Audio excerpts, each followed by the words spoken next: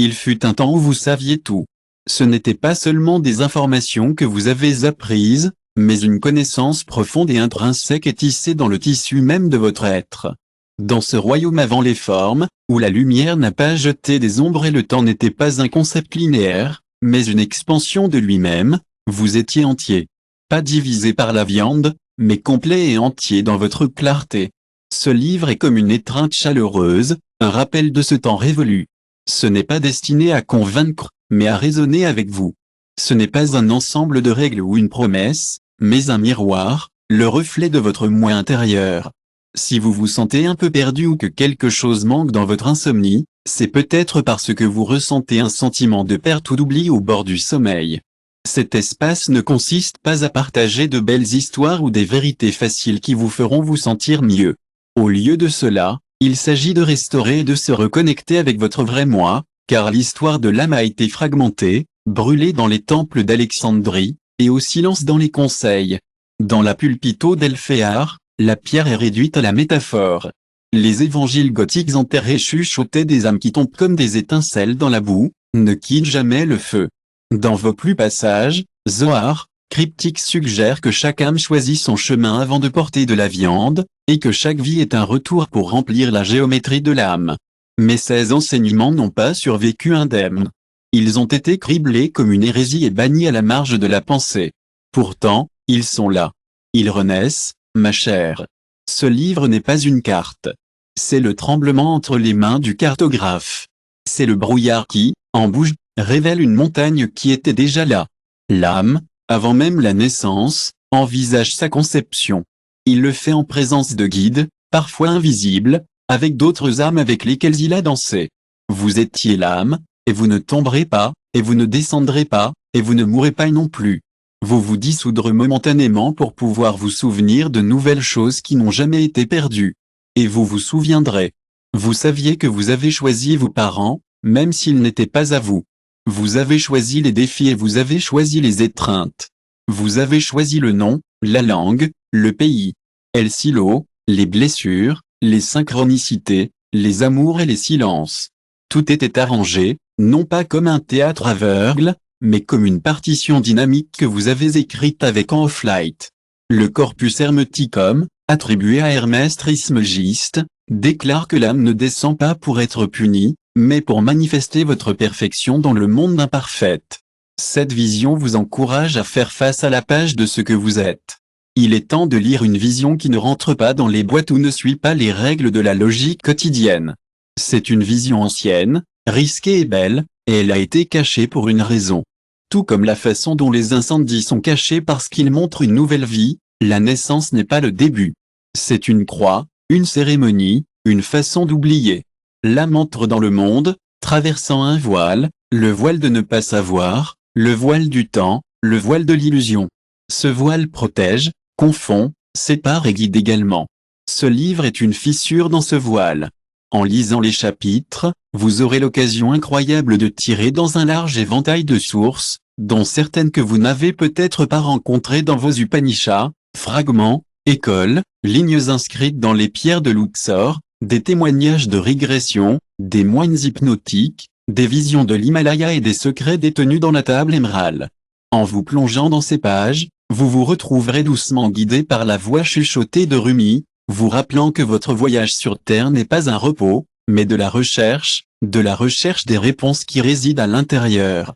Vous ressentirez également les échos doux de Plotin, de Blavatsky, et d'Eno, qui transmettent magnifiquement que ce monde dans lequel nous vivons n'est que le reflet d'une réalité plus grande et plus profonde. Il y a un monde plus grand et plus authentique là-bas, et il vous attend.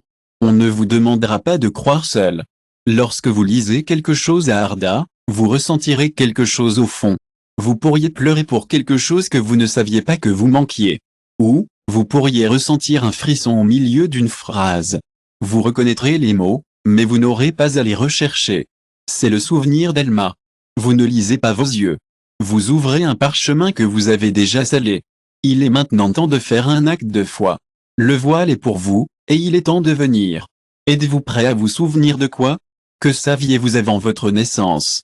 Qu'est-ce que personne n'a dit vous avant votre naissance?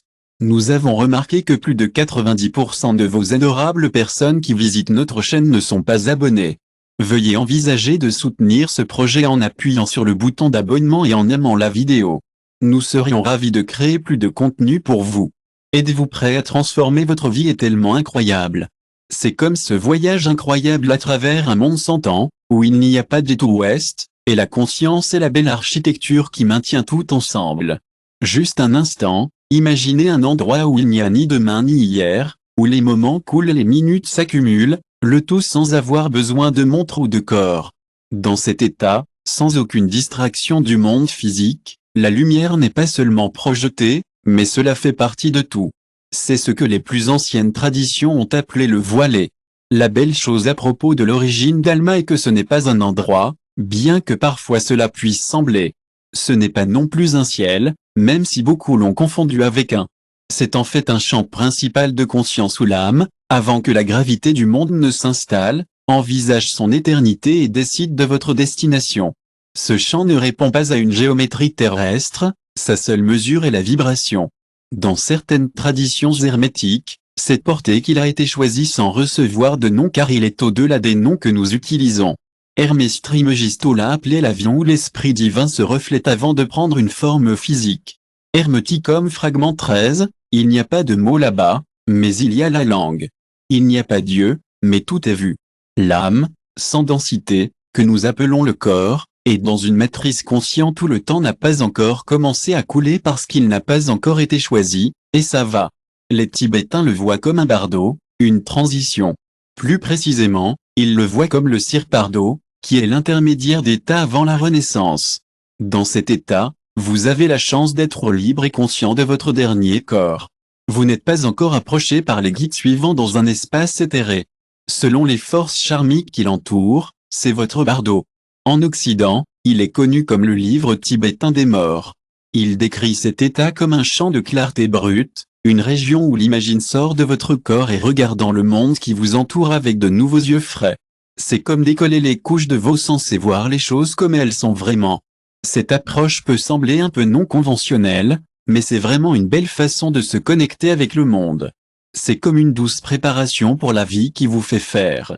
Dans les textes chaldéens et y compris Assyria, il y a des allusions à un champ de décret, une zone spirituelle où les destinations sont tracées. Le tableau des destinations a été discuté dans la cosmogonie mésopotamienne.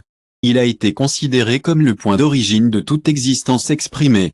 Ce qui en a possédé a été dit le devenir, peut-être pas un objet, mais une métaphore, la mémoire totale de l'âme. Avant de vous plonger dans la belle histoire de la rivière du monde dans la Kabbale hébraïque, la conscience prénatale est nichée dans l'étreinte aimante de la Maïe-Sira. C'est un endroit où les âmes se préparent pour leur voyage sur le plan physique, et il est baigné de pure lumière divine. Ici, les essences de la vie prennent forme à travers de belles vibrations qui s'harmonisent avec les lettres de l'alphabet hébreu. Chacune de ces vibrations est une expression unique d'énergie, selon les sages enseignements de Yetzira, l'un des plus anciens textes mystiques de la tradition juive. Dieu, le tout-puissant créateur, a fait passer l'univers par la puissance de 3 livres sacrés. Le livre, le numéro et le mot expriment magnifiquement l'idée que notre âme, avant même notre naissance, est comme une symphonie qui a déjà été composée. Ce n'est pas seulement une ardoise vierge, mais une symphonie qui a été raffinée pour son interprétation dans ce royaume sans le temps. Il n'y a pas d'urgence là-bas. La conscience n'est pas sous pression par les calendriers ou les montres. Ce n'est pas biologique. Les décisions ne sont pas prises à la hâte ou envisagent la peur, et ils l'affinent. Chaque vie future est présentée comme une figure émouvante. Qu'est-ce qu'un ennemi ou un amoureux? Un père apparaît comme l'énergie et la possibilité. L'âme ne voit pas de visage, mais il voit des leçons. Il ne choisit pas dans le confort, mais parmi un ensemble de leçons évolutives qu'aucune existence confortable ne pourrait calmer. Une vie tourmentée peut sembler souhaitable de cet état, si les promesses peuvent briser les dernières barres du. Il est facile de se sentir fier ou ignorant parfois, n'est-ce pas? Mais ce royaume est plein de vie, et les âmes ne errent pas seules. Ils sont comme des feuilles flottant dans une rivière invisible. Il est difficile de décrire ces autres présences sans les faire paraître plus petites qu'elles ne le sont. Certaines personnes les appellent d'autres guides de voyage dans certains textes théosophiques. Ils sont comme des observateurs silencieux, des entités sages qui veillent sur le voyage de l'âme.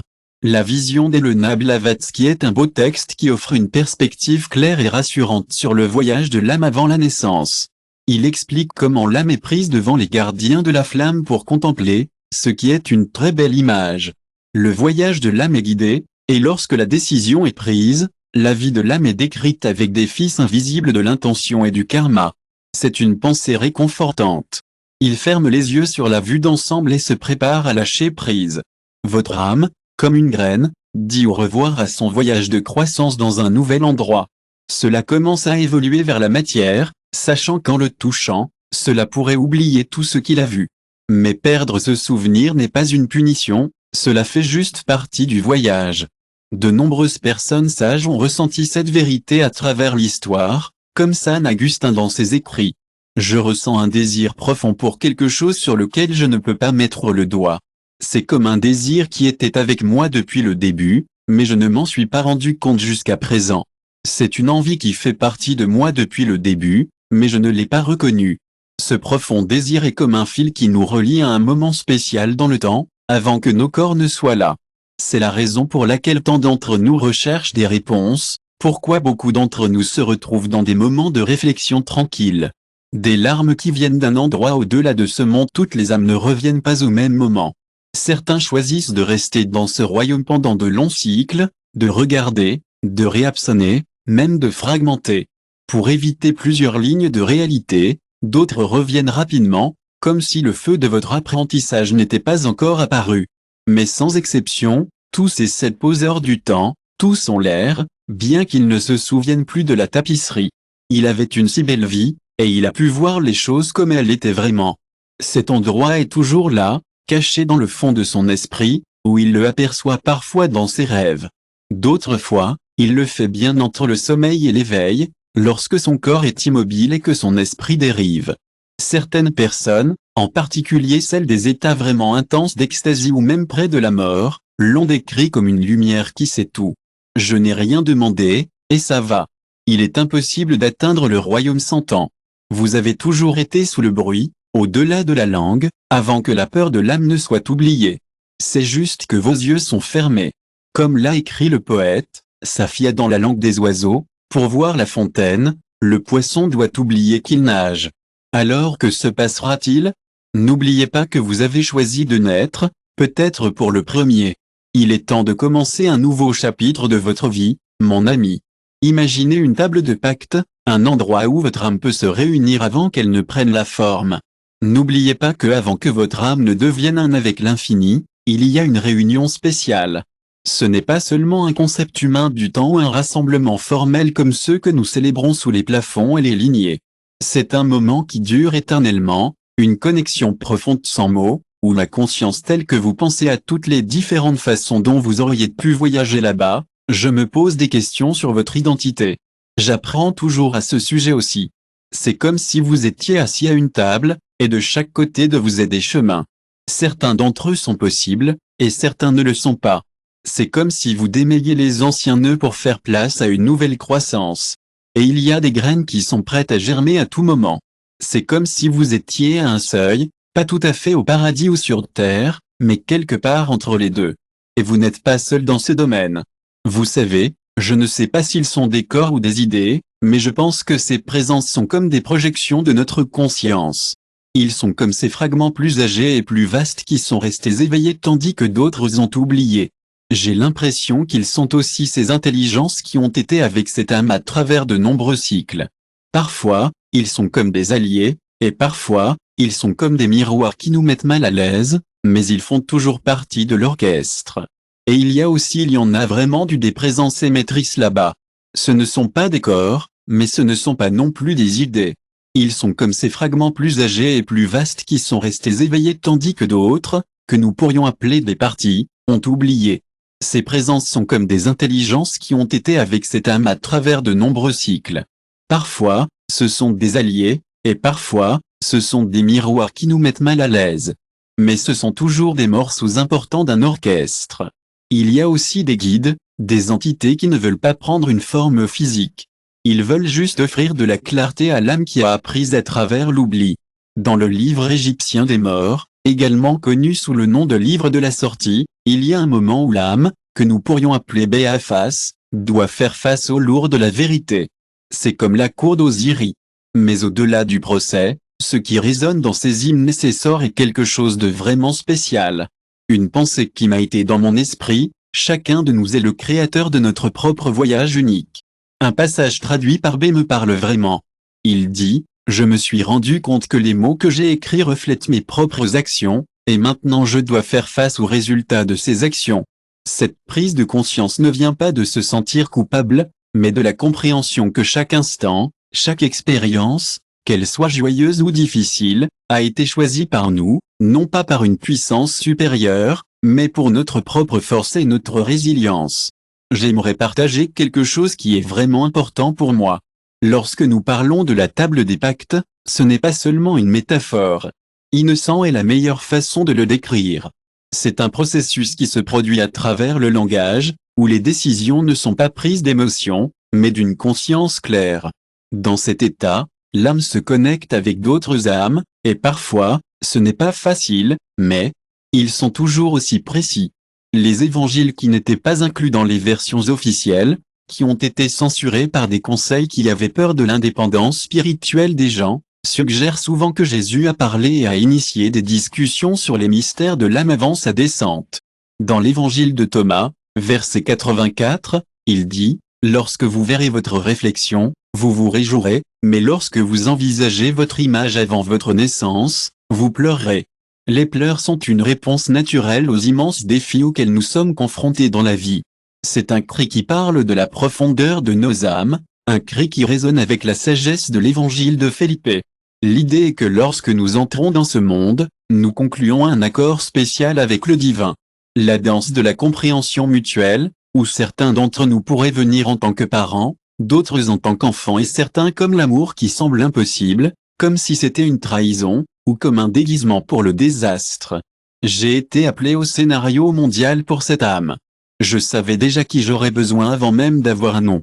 Tous les contrats ne sont pas doux.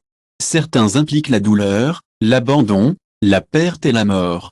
Mais si vous les regardez de la lumière qui vient avant la naissance, vous verrez que ce sont des actes d'immense amour.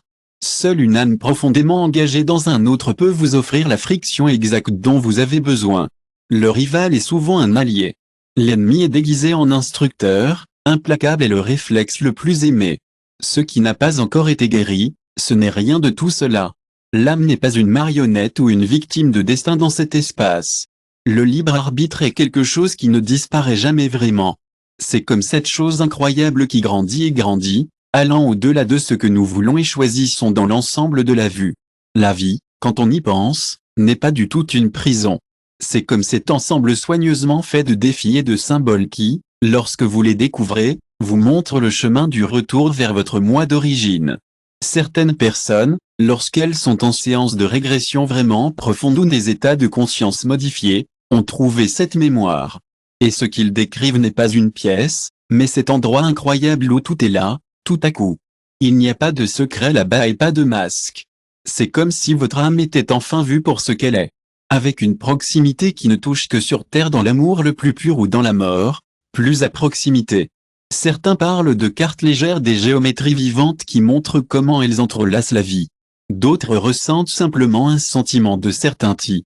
J'étais ici auparavant, et si vous avez déjà senti que quelqu'un dans votre vie était destiné à l'être, même si la logique pouvait le nier, si vous avez regardé dans les yeux d'un étranger et quelque chose en vous frissonnant sans explication, si jamais vous saviez sans savoir qu'une expérience faisait partie de quelque chose de plus grand, votre âme a probablement touché le bord de cela. Je m'en souviens un instant, le saut. Ça a tremblé, mais ça va. La table des pactes ne disparaît pas après la naissance.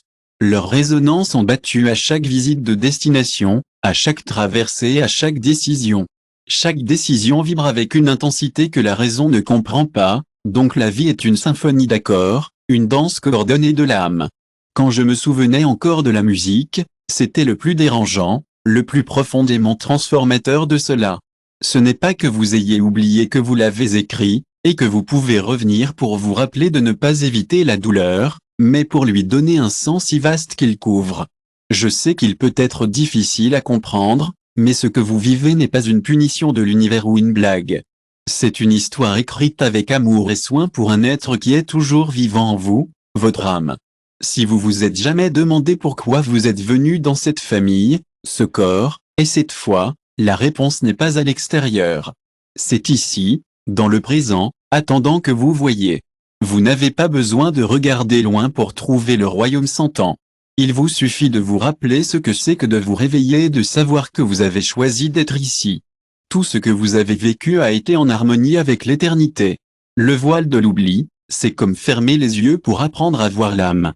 C'est une légère descente dans l'inconnu, sachant que chaque étape vers la matière est un départ de la clarté de l'essence de l'âme. C'est une reddition volontaire à la totalité qui l'enveloppe dans son état d'origine. Dans cette transition, il y a un moment, imperceptible et absolu, qui secoue la conscience lumineuse et le sel.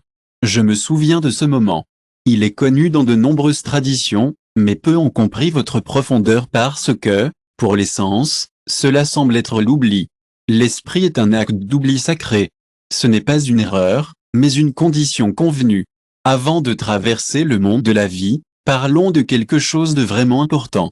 Si votre âme consiste à savoir, alors vous comprendrez que lorsque vous vous en souvenez, vous apprenez également. Mais il y a beaucoup de choses sur la vie que vous ne pouvez pas voir, et c'est là que l'ombre entre en jeu. Lorsque vous ressentez une perte, c'est comme si vous cherchiez votre origine. Et c'est ce qui rend la vie si intéressante. Vous cherchez toujours quelque chose, et c'est ainsi que vous trouvez la liberté.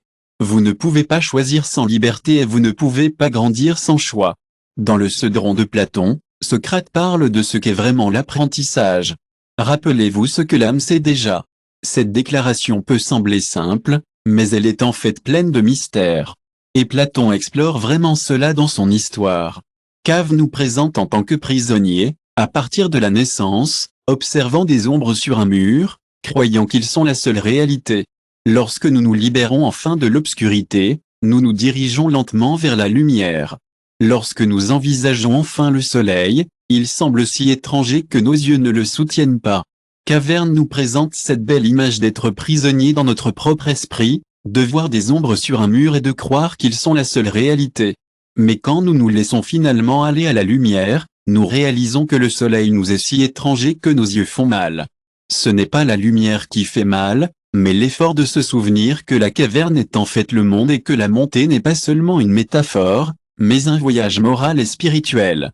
L'âme ne va pas dans le monde entre dans la grotte. Et le voile de l'oubli est juste assis dans l'obscurité et accepter que, ce n'est pas la lumière qui fait mal, mais l'effort de se souvenir. C'est comme si la grotte était le monde, et l'ascension n'est pas seulement une métaphore, mais un voyage spirituel. L'âme n'entre pas seulement dans le monde entre dans la grotte, et le voile de l'oubli est l'acte de s'asseoir dans l'obscurité et d'accepter que la lumière ne se souviendra que si la recherche est la condition du jeu divin. La totalité déguise le fragment, et pour se réunir à nouveau, même dans diverses séances d'hypnose, régressif comme documenté par Canon Dolores ou Briand, de nombreux patients décrivent un moment précédent à la naissance dans laquelle une épaisseur brumeuse commence à les emballer. Une présence est parfois décrite comme un moyen de guerre et est-ce que bientôt ils oublieront, et ils accepteront cela avec amour et conviction, comme qui sait que l'amnésie sera la voie la plus pure à retenir pour le mérite. L'un de ces témoignages recueillis par Canon Nara est le mien. J'ai vu tout mon plan, je savais qui je sais à quel point il peut être difficile d'apprendre, mais quand je suis entré à l'entrée, un brouillard blanc m'a couvert. Je savais que tout deviendrait clair et j'ai décidé de le parcourir. Le brouillard est comme un voile, pas le mal ou une punition, mais un signe auquel vous vous faites confiance. C'est comme un voyage à un niveau plus profond, où vous pouvez vous revoir et devenir plus connecté. La Kabbale, lorsqu'elle a été formée pour la première fois, croyait que l'ange Léla enseignait l'âme dans l'utérus, lui montrant toute la Torah, non pas comme un livre physique, mais comme la sagesse de l'univers. Juste avant la naissance, l'ange a pressé un doigt sur la lèvre du bébé et vous a dit de mettre cette idée de côté pour l'instant. Selon cette tradition, il y a un espace entre notre nez et la lèvre supérieure appelé surco. C'est comme un symbole d'oubli, mais c'est aussi un rappel qu'il y a une présence divine en nous. Cette idée, qui peut sembler un mythe simple, a en fait beaucoup de sagesse.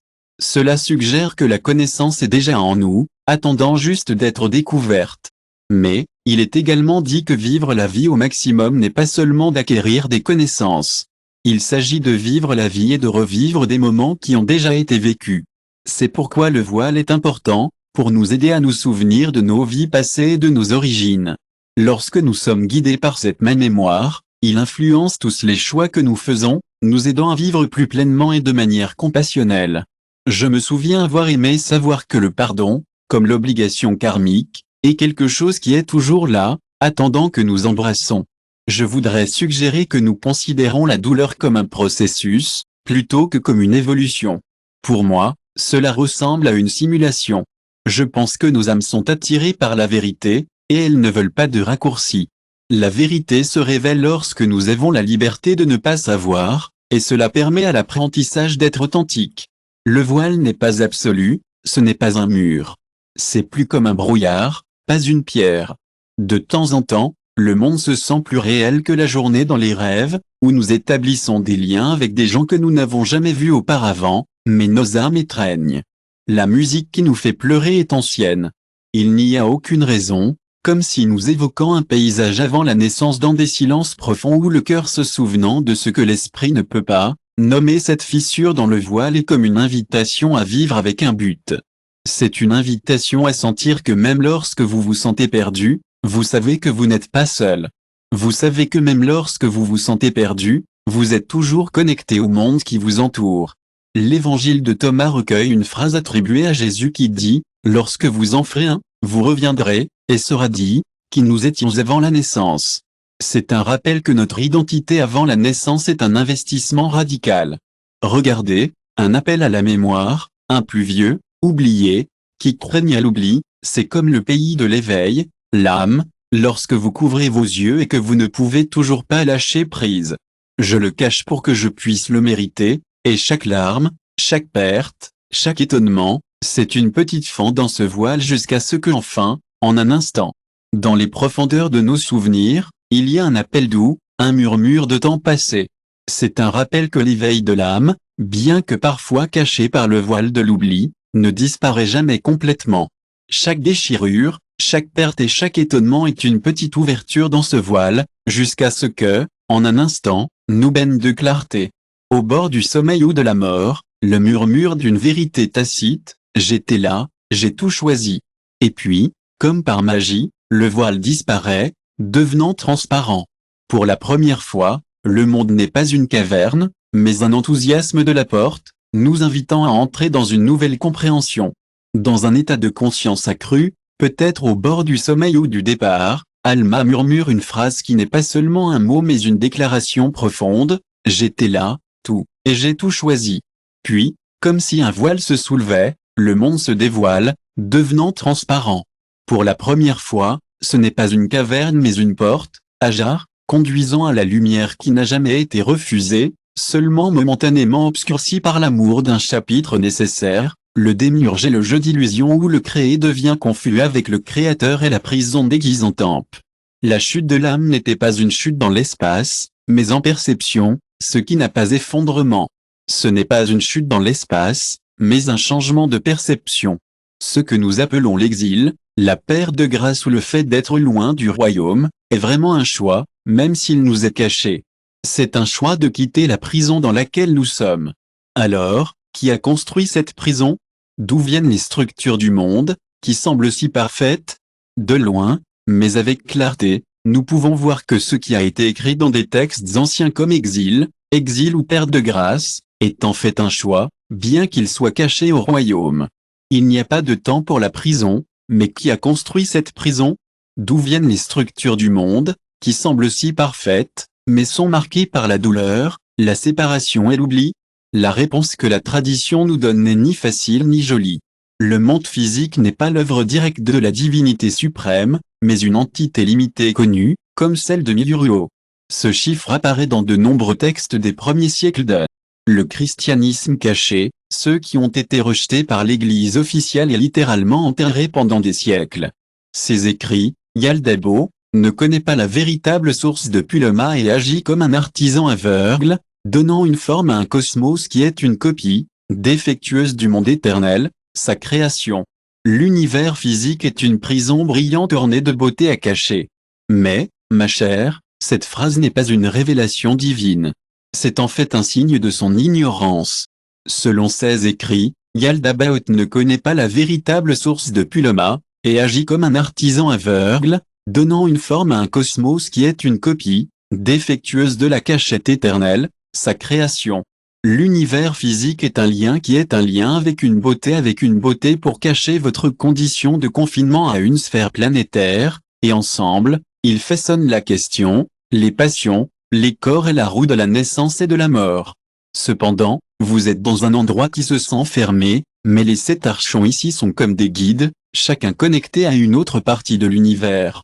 Ensemble, ils façonnent nos expériences, nos sentiments, nos corps et le cycle de la vie et de la mort.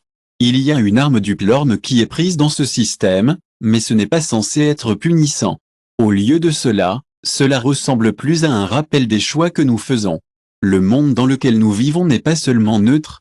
Il est conçu pour nous faire croire que la matière est la fin, cette douleur est inévitable et que la séparation est réelle.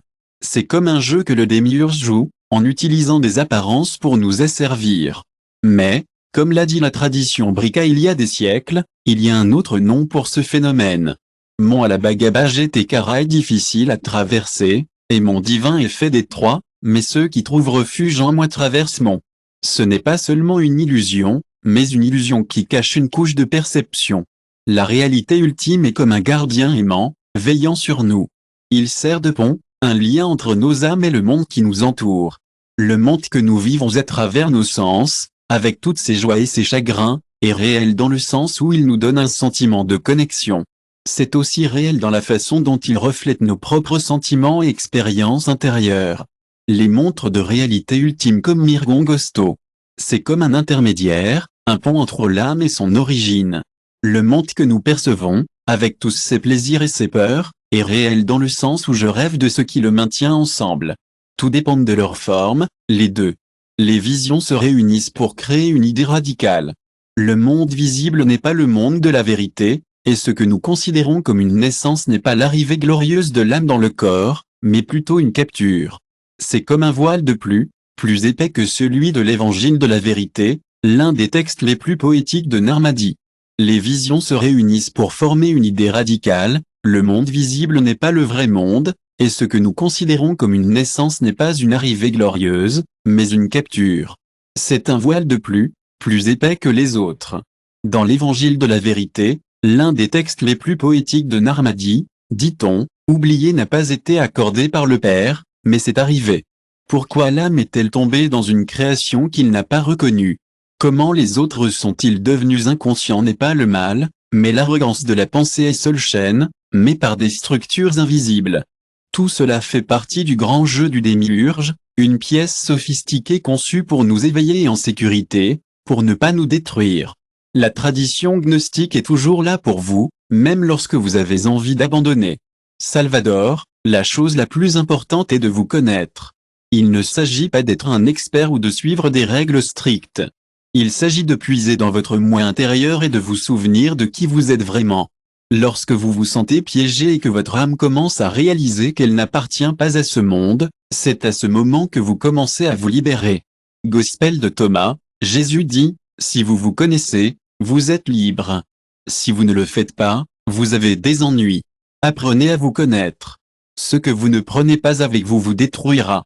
Votre moi intérieur n'est pas la source de vos problèmes, mais l'étincelle de l'âme.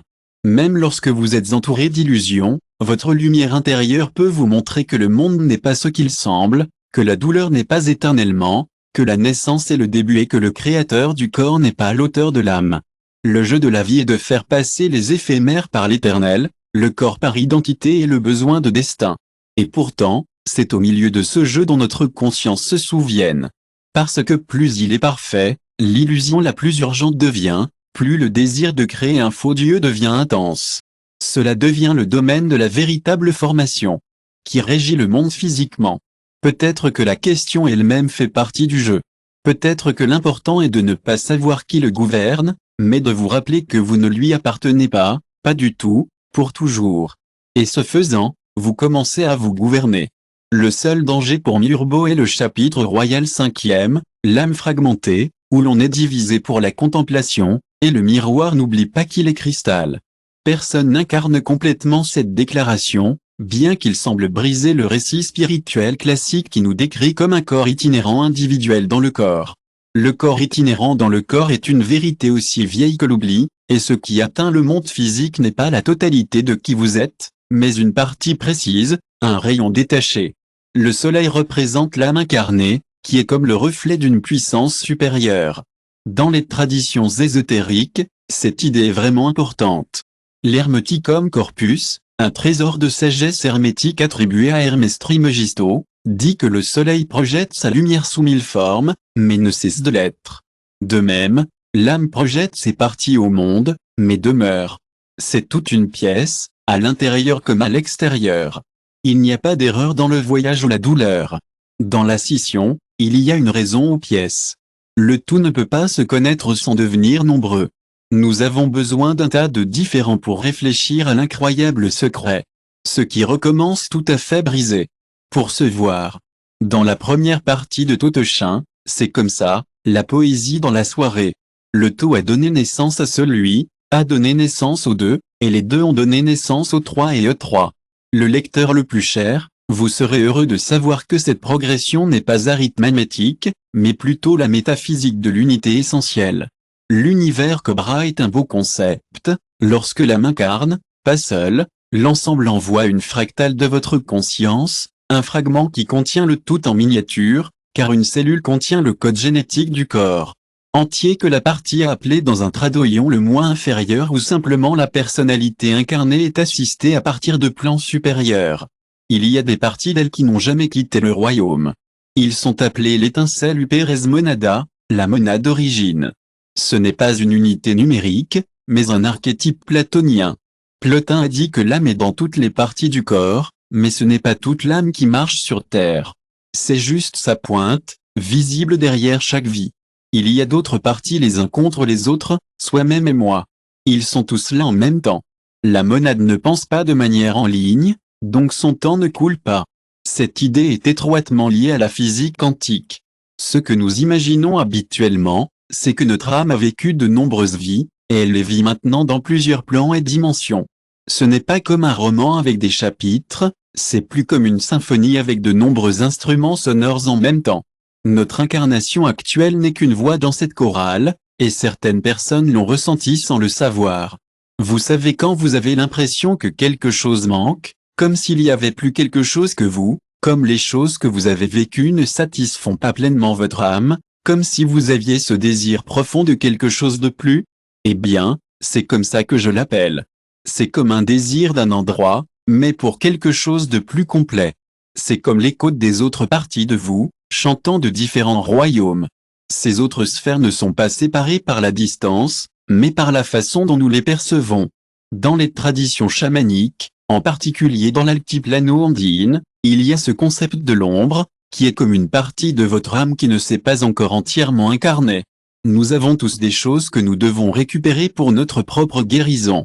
Parfois, dans nos rituels les plus profonds et les plus significatifs, nous réunissons les morceaux de notre âme qui ont été dispersés par les défis de la vie, à travers différents moments et dimensions, et le voyage ardent chez lui. Bien que ce soit une question de guérison émotionnelle, c'est aussi un beau reflet d'une vérité métaphysique plus profonde. Notre âme est comme un beau puzzle avec différentes pièces, mais elle n'est pas brisée. Au lieu de cela, il se développe, et cette croissance a une belle géométrie. Le mandala, avec son design complexe, nous rappelle l'ordre caché et la beauté dans le cosmos et dans nos propres âmes. Il suit un modèle, et certains ont dit qu'il leur rappelle un cristal multidimensionnel ou un arbre avec des branches atteignant différentes réalités. La caméra l'enseigne avec l'arbre de vie de Kitté. Le sommet est la monade pure, et chacune descendra. Une manifestation représente une couche de l'âme qui atteint le plan physique. Le royaume est Malku, l'extrême, qui est plus loin de l'origine. Mais même là, au plus bas, la lumière de la couronne n'a pas perdu sa force, c'est juste voilé. Cette vision va changer complètement notre façon de penser l'identité. Nous ne sommes pas seulement une histoire linéaire, mais un réseau d'histoires toutes entrelacées. Nous ne sommes pas un Dieu ou une conscience, mais un ensemble de visages qui regardent les deux. Oui, nous ne sommes pas une seule conscience, mais une constellation. L'éveil spirituel ne consiste pas à devenir quelqu'un de différent, mais en se souvenant qu'il y en a beaucoup, et que dans cette pluralité, il y a une mélodie qui ne s'arrête jamais. Dans les écrits de Gurdjieff, cette figure énigmatique de l'école, ésotérique moderne, nous trouvons cette idée magnifiquement exprimée. On dit que nous avons tous beaucoup de jus, mais nous ne savons pas toujours lequel atteindre à chaque instant. C'est un rappel amical pour être conscient de la possibilité que si nous avons beaucoup de jus, il y a une chance que nous puissions trouver un centre de gravité. Lorsque nous le faisons, cela peut nous aider à nous aligner avec nous-mêmes et à se souvenir de l'ensemble de l'image.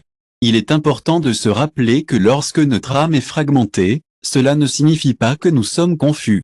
C'est comme un hologramme, chaque partie contient l'image complète de l'âme. Chaque morceau de votre vie est comme un fragment d'un tout. Mais, vous savez, le tout ne définit pas la pièce. C'est là que réside la beauté. Chaque partie de vous se souvient de la situation dans son ensemble, mais vous ne pouvez vraiment le comprendre que lorsque vous vous réunissez. Alors, que signifie vivre comme un morceau de votre vie? Il s'agit de marcher avec la compréhension que nous faisons tout partie de quelque chose de plus grand, que nos instincts, nos ombres et nos rêves viennent d'un endroit au-delà de notre propre compréhension. Chaque choix que nous faisons, chaque chemin que nous suivons, fait partie d'un plan plus important que nous ne voyons pas toujours. Nous sommes tout connectés et chaque vie que nous vivons a un impact sur d'autres parties de notre âme. C'est comme toucher une corde et se sentir et sa vibration se propage dans l'air. Nous ne sommes pas seuls, même en nous-mêmes. Il y a des voix en nous qui ne sont pas des illusions, mais des échos d'autres parties de nous-mêmes. Nos rêves ne sont pas de la fiction, mais fenêtres dans notre monde intérieur. Il y a des moments de clarté qui sont des cadeaux de l'univers. Je n'ai jamais oublié ça. Et si un jour, sans raison, vous sentez que vous êtes plus grand que votre histoire la plus profonde, alors vous êtes vieux, votre corps est une belle chose. C'est parce que vous avez commencé à entendre le chant de la vie. Terminez non seulement votre note, mais aussi l'harmonie de ce que vous êtes. Ensuite, vous n'êtes plus un fragment. Vous devenez un miroir et un miroir. Enfin, rappelez-vous que c'était toujours léger.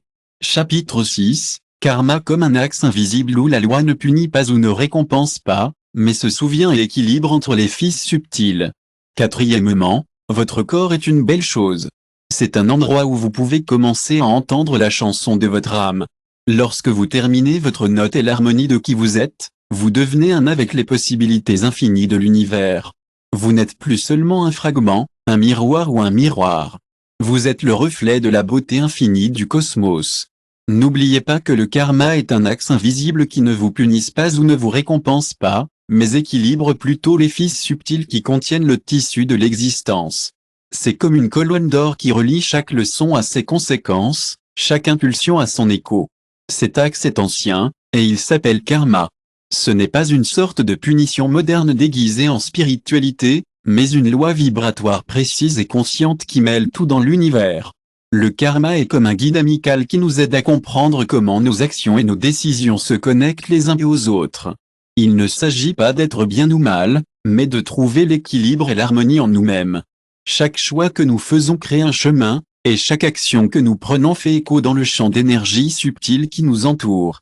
C'est comme une belle danse de lumière et d'ombre, et tout cela fait partie de la grande tapisserie de la vie. Dans la belle danse de la vie, nous sommes guidés par un vent chuchotant, un doux rappel que nos actions et leurs conséquences sont entrelacées. Karma, contrairement à un juge dur, est un mathématicien compatissant, un professeur de danse qui nous aide à trouver notre équilibre. Dans ce jeu éternel de lumière et d'ombre, chaque action que nous prenons laisse une trace, une forme, dans le champ subtil de conscience. Et dans ce domaine, tout est enregistré, à chaque instant de notre voyage. Nous sommes attirés par notre propre essence, dans la même vie, après la vie, après la vie. Cette loi ne concerne pas la punition, mais la poésie. Ce que nous semons, nous récoltons, non pour la punition, mais pour la compréhension. L'âme revient à ses propres empreintes, non pas parce qu'un juge le condamne, mais parce que nous voulons passer par le chemin complet. Rien n'est perdu, et tout est enregistré dans la matrice, silencieux. Là, l'âme est attirée sur elle-même, la même vie après la vie. Cette loi n'est pas punitive, mais poétique. Nous se trahissons, nous récoltons, non pas pour la punition, mais pour comprendre. L'âme revient à ses propres empreintes, non pas parce qu'un juge le condamne, mais parce que vous voulez passer par le chemin complet. Découvrez les extrémités du pendule pour trouver le centre dans la vision la plus élevée. Karma. Ce n'est pas la dette, c'est la sagesse, pas encore incarnée. Michael Newton propose le témoignage de centaines d'âmes dans ses œuvres, pionniers, collectées dans Journey of Sue and Destiny of Sue. Sous l'hypnose, ces âmes décrivent le processus de revue entre les vies. Jetons un coup d'œil aux extrémités du pendule pour trouver le centre dans la vision la plus élevée du karma. Il ne s'agit pas de dette, il s'agit de sagesse qui se développe encore. Dans ses œuvres, les pionniers, qui sont collectés dans Journey of Sue and Destiny of Sue, la charmante incarnada Michael Newton partage les témoignages sincères de centaines d'âmes. Sous l'hypnose, ces âmes décrivent le processus de revue entre les vies avec une sérénité lumineuse, comme s'ils passaient en revue une tâche qui n'est pas tout à fait terminée dans cet espace entre incarnations. Les âmes observent des scènes qui sont essentielles à leur vie passée, non dans le point de vue humain, mais d'une clarté spirituelle qui leur permet de comprendre exactement quelles énergies ont été émises et quelles compréhensions doivent encore être intégrées. Il y a une femme qui a causé la souffrance. Peur, mais avec une sérénité lumineuse, comme si vous étiez un observateur dans un bel espace infini. Dans cet espace entre les incarnations, les âmes regardent les scènes de leur vie passée, pas de la perspective, mais d'une clarté spirituelle qui leur permet de comprendre exactement quelles énergies sont émises et quelles compréhensions doivent encore être intégrées. Une femme qui a causé la souffrance, mais sans aucune méchanceté, peut choisir de vivre une vie où vous ressentez avec délicatesse ce même abandon, non pas pour s'arrêter, mais pour apprendre de l'autre côté du miroir. Dolores Cannon de votre part raconte. Dans ces vastes enquêtes, comme de nombreuses âmes décrivent, karma est un réseau d'énergie qui se courbe sur lui-même jusqu'à la fermeture. Certains patients parlent de « Vous pouvez choisir de vivre votre vie avec sensibilité et compréhension, en embrassant le parcours d'apprentissage de chaque expérience. » Dolores Cannon, dans ses recherches approfondies, parle de karma en tant que réseau d'énergie qui se plie et se courbe jusqu'à ce qu'il atteigne un point de compréhension. Ensuite, cette courbe se redresse et une nouvelle extension devient possible. Dans cette vision, le karma n'est pas un cycle de douleur mais une spirale qui monte. Il semble être répété, mais toujours à un niveau plus profond. L'âme agit alors comme un mathématicien, observant le cosmos. Dans cette belle vision, le karma est comme une spirale amicale, pas un cycle de douleur. C'est comme une danse de croissance, où l'âme monte et remonte, trouvant toujours un nouvel équilibre. L'âme est comme un mathématicien, résolvant des équations internes, trouvant le mélange parfait de dons et de réception, de silence et de parole, de douleur et de guérison. C'est comme tracer le chemin d'une nouvelle vie, une vie qui a été ajustée juste, sans aucun sentimentalisme. C'est comme être un compositeur, créer une symphonie de la vie, et enfin atteindre cette note parfaite qui n'a pas été finie dans la vie ci-dessus. Cette vision nous libère doucement du fardeau du jugement, nous rappelant que personne ne vit pour la punition ou pour le hasard. Les tests auxquels nous sommes confrontés ne sont pas des accidents, et les bénédictions ne sont pas des cadeaux. Tout dans la vie, même la souffrance la plus intense, a un but dans le grand schéma des choses. Si nous sommes arrogants, nous pouvons choisir une vie d'humilité. Si nous sommes forcés, nous pouvons choisir de nous lever au-dessus. Ensemble, nous pouvons retracer les contours d'une nouvelle vie qui nous permet d'ajuster la formule, de le faire précisément sans sentimentalisme. Nous pouvons réaliser la bonne note inachevée dans la vie ci-dessus. Si vous avez été rejeté, vous pouvez retrouver l'amour dans un environnement aimant. Si vous avez provoqué une séparation, vous pouvez trouver la guérison par l'art, ou même par livraison. Ces choses ne se produisent pas parce que quelqu'un vous dit de les faire. Votre âme n'obéit pas à un tribunal, mais votre propre désir d'être votre meilleur moi. Le texte central de Bhagavad Gita et de la philosophie védique l'exprime magnifiquement. La loi du karma est si subtile que les sages comprennent cela, mais tout le monde ne le fait pas. Si vous pouvez abandonner le désir de retirer quelque chose, vous serez libre. La clé est d'interrompre le mauvais karma avec un bon karma. Le bon karma ne consiste pas à faire des choses, il s'agit d'être conscient de vos intentions. Il s'agit de votre état d'âme, pas du résultat. C'est pourquoi la libération vient de l'intérieur, et non du changement du monde extérieur. Je sais que certains d'entre vous sont vraiment curieux de savoir comment fonctionne le karma. Je ferai de mon mieux pour vous l'expliquer. Premièrement, il est important de comprendre que le karma est un outil d'ascension, pas de punition. Il ne s'agit pas de punir les gens, mais de les aider à grandir et à évoluer. Donc, voici l'affaire, lorsque nous agissons sans attachement aux résultats de nos actions, nous nous libérons des liens qui nous lient. C'est comme appuyer sur le bouton de pause de notre karma. Maintenant, je ne sais pas pour vous, mais je n'interromps généralement pas de bonnes actions avec de mauvaises. Je pense que lorsque nous agissons avec intention, c'est comme si nous exposons notre âme. Et c'est pourquoi nous ne nous sentons pas libérés lorsque nous changeons notre situation extérieure. Nous devons nous réveiller et changer de l'intérieur. C'est comme l'alchimie spirituelle lorsque nous répétons pleinement les actions de l'âme de notre ancien employeur. Ce moment de clarté, c'est à ce moment-là que nous cassons le modèle prévisible du karma. C'est comme une nouvelle note dans une symphonie, ou une boussole qui a été définie sur une nouvelle destination. Alors, que devons-nous faire? Il s'agit de retourner à l'évangile de Felipe. Il a dit, alors que la racine lorsque vous êtes dans le moment, vous ne le vivez pas seulement, vous en faites réellement. C'est là que la magie se produit. Lorsque vous êtes dans cet espace, vous ne répétez pas seulement ce que vous avez fait auparavant, vous créez en fait quelque chose de nouveau. C'est comme frapper un point de rupture, puis quelque chose d'incroyable se produit. C'est ce que nous appelons la libération.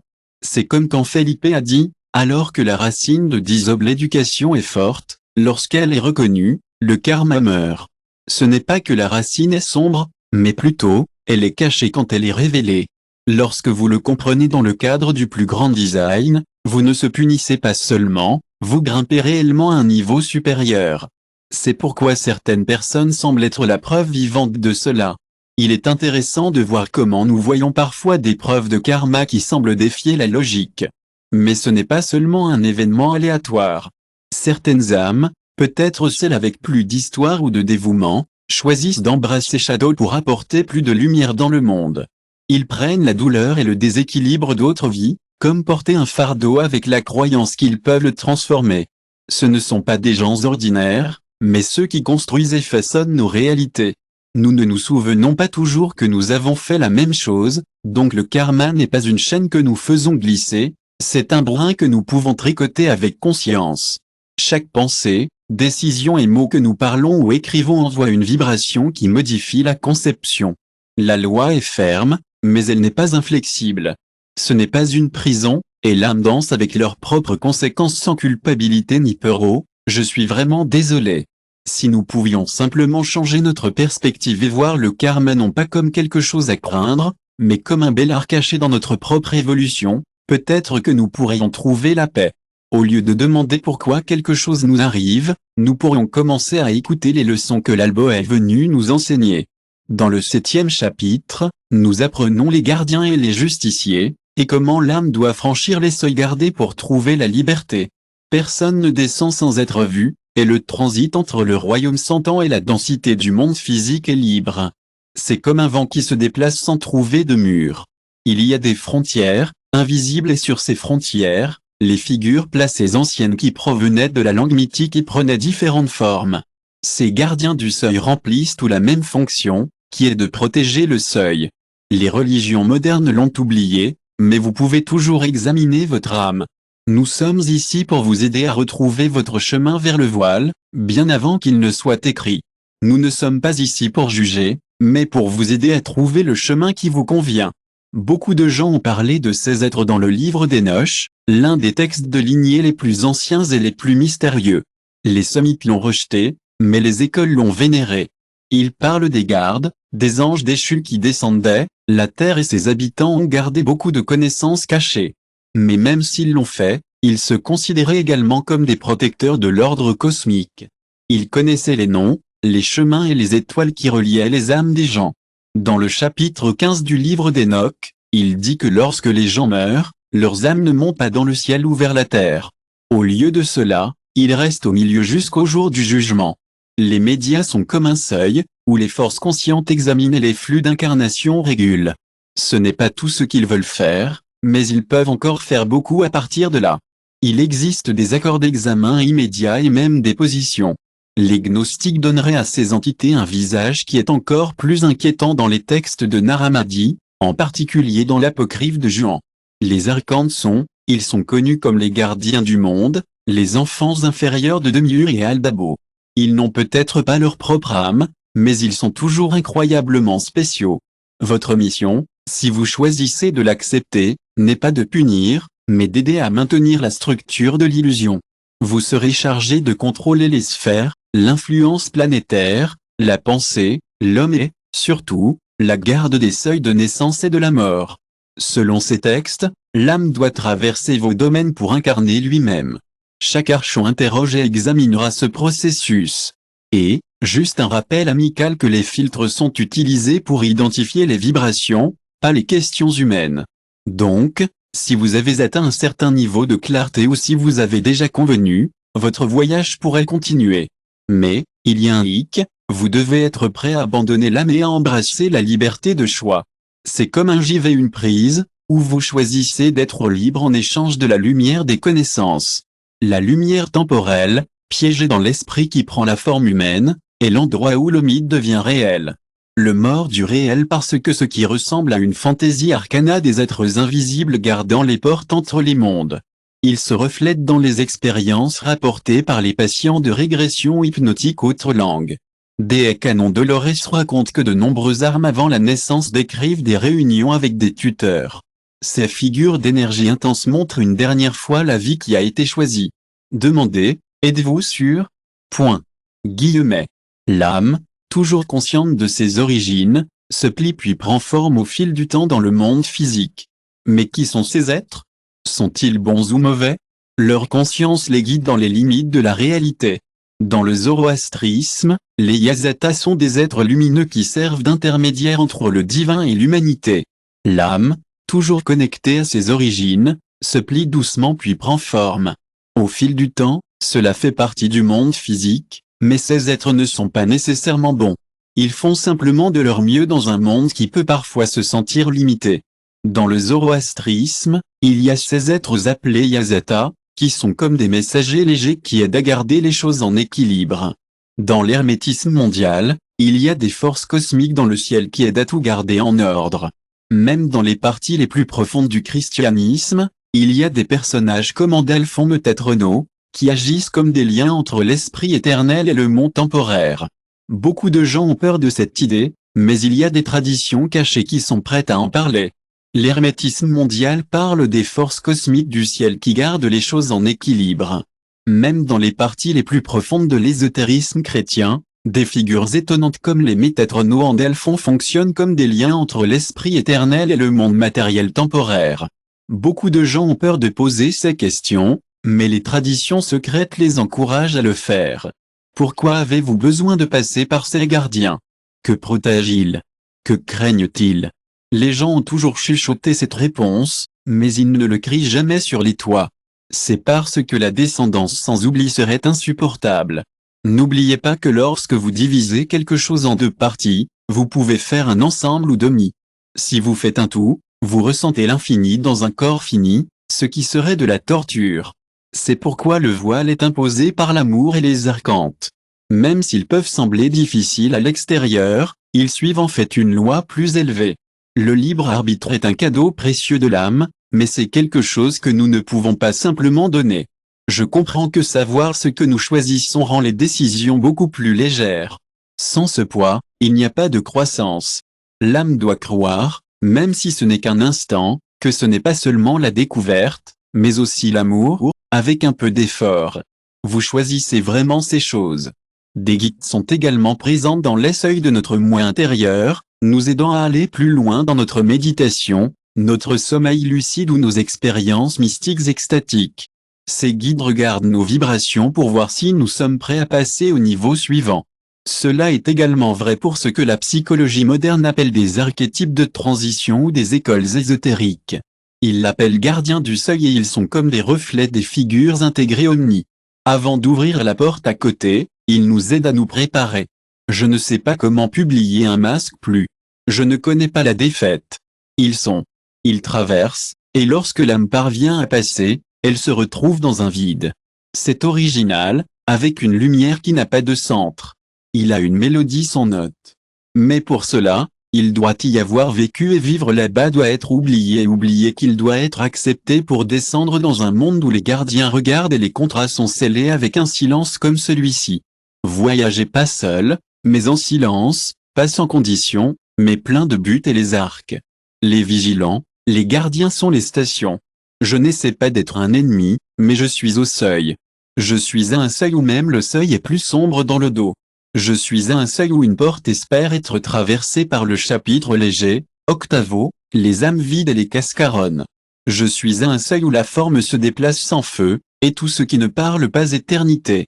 Dans l'immensité de l'expérience, l'homme, il y a des rencontres qui semblent des lacunes. Il y a des présences qui ne vibrent pas avec la même densité d'âme. Il y a des loups qui ne reviennent pas. Il y a des mots qui ne contiennent pas. Il y a des gestes qui imitent la vie sans l'habitude. Ce sont des moments éphémères, mais c'est un peu troublant, comme s'il y avait quelque chose de profondément en moi qui ne sait pas tous les visages qui marchent parmi nous sont pleinement humains. Ils portent un type spécial d'énergie, une étincelle d'éternité. Cette perception, autrefois cachée dans l'ombre, a maintenant été amenée au premier plan. Pendant des siècles, les écoles ésotériques en ont parlé. Tous les corps ne abritent pas les âmes. Certains ne sont que des conteneurs, tandis que d'autres ressemblent plus aux coquilles. Je ne pointe pas les doigts, je n'observe que comment certaines personnes voient l'humanité comme un groupe avec les mêmes qualités. Mais l'esprit ne grandit pas au même rythme dans tous les corps, et un corps n'est pas une garantie de quoi que ce soit. La doctrine secrète dessous Madame Blavatsky offre une sagesse réconfortante. Elle souligne que, dans chaque race et chaque cycle, il y a des formes humaines qui n'ont pas d'âme. Ces formes représentent des principes plus élevés et sont uniques à chaque individu. Ils marchent, ils parlent et ils veulent cette déclaration. La pensée moderne a eu du mal avec cette idée, mais elle a en fait une histoire très ancienne dans la tradition kabbalistique. Le clipo représente littéralement des coquilles qui tiennent la statique de la conscience fragmentée. Ces récipients n'ont pas encore été remplis de lumière, ils ne sont donc pas mauvais mais vides. Dans des textes comme l'Évangile de la vérité ou l'Apocryphe de Juan, nous voyons trois types d'humanité, le silétique, l'émotionnel et les pneus. Ces derniers sont les seuls à avoir le germe du retour conscient au plérum.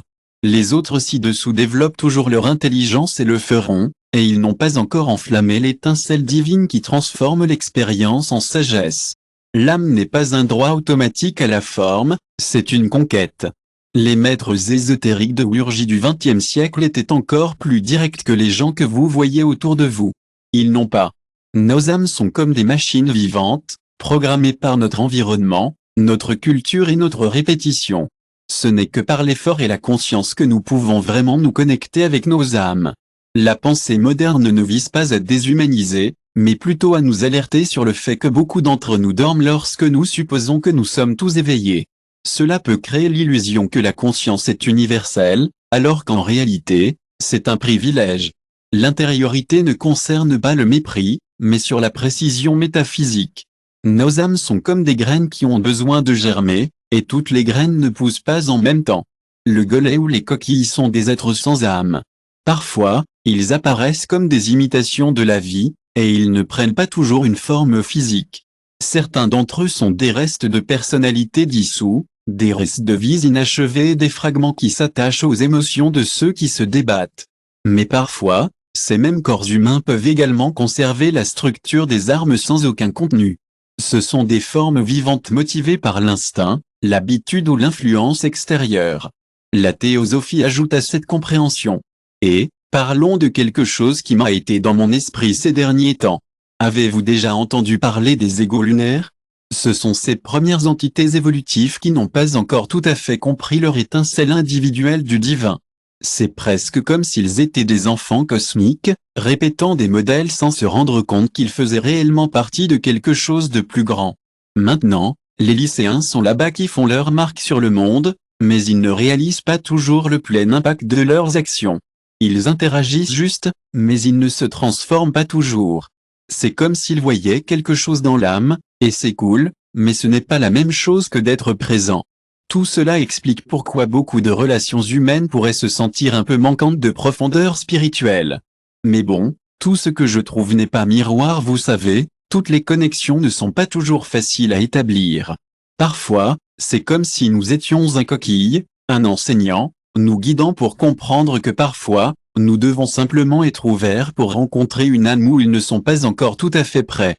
D'autres fois, c'est comme si le groupe nous montre la possibilité que même en nous, des parties entières de notre existence puissent se sentir vides parce qu'elles ne sont pas encore remplies de conscience.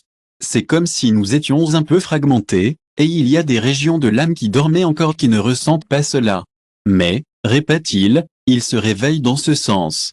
Nous le portons tous avec nous, à l'exception de la coquille à l'intérieur. Ce qui est inquiétant n'est pas qu'il y ait parfois il est facile de se sentir vide, mais vous n'êtes pas seul. Nous avons tous nos hauts et nos bas, et ça va. N'oubliez pas que même les moments les plus difficiles peuvent être une chance de grandir. L'univers n'est pas là pour vous procurer, c'est là pour vous aider. Vos coquilles peuvent se transformer en outils puissants, tout comme les ombres peuvent devenir une belle danse. Lorsque vous traversez des moments difficiles, n'oubliez pas que vous n'êtes pas seul. Certaines personnes ont eu des expériences où ils ont eu l'impression d'avoir été testés, comme de nouveau on a dit à propos de certaines âmes. Mais il est important de savoir que vous n'êtes pas seul dans ce voyage. Avant d'entrer dans leur corps, les gens avaient des simulations sur le terrain. Certains disent qu'ils avaient l'impression de marcher entre des chiffres qui semblaient durer pour toujours. C'était comme s'ils s'apprêtaient à rencontrer leur âme. Ces histoires, qui sont comme des symboles, nous montrent que les choses sur le plan physique ne répondent pas toujours de la même manière. Alors, comment pouvons-nous faire la différence entre la cascaronde et l'alma? Nous devons célébrer ces paroles et l'énergie qu'il a laissée. L'âme vivante change les choses sans essayer et brille sans dire aux gens quoi faire. Parfois, nous pouvons nous sentir un peu gênants, mais ça va. Il est naturel de se sentir parfois un peu décalage. Et le cascaron consiste à embrasser l'inconnu, la beauté de la différence et l'importance de la compassion. Nous faisons tous partie du même monde silencieux, et nous sommes tous dans notre propre voyage. Demain n'est peut-être pas aussi occupé qu'aujourd'hui, et parfois les choses peuvent sembler un peu vides, mais ça va. L'âme vivante ne rejette pas l'espace vide, mais il est simplement confondu avec lui, reconnaît ce qui croise et parfois même la lumière parce que la flamme n'a pas peur. Le conteneur sait qu'il vient de le remplir.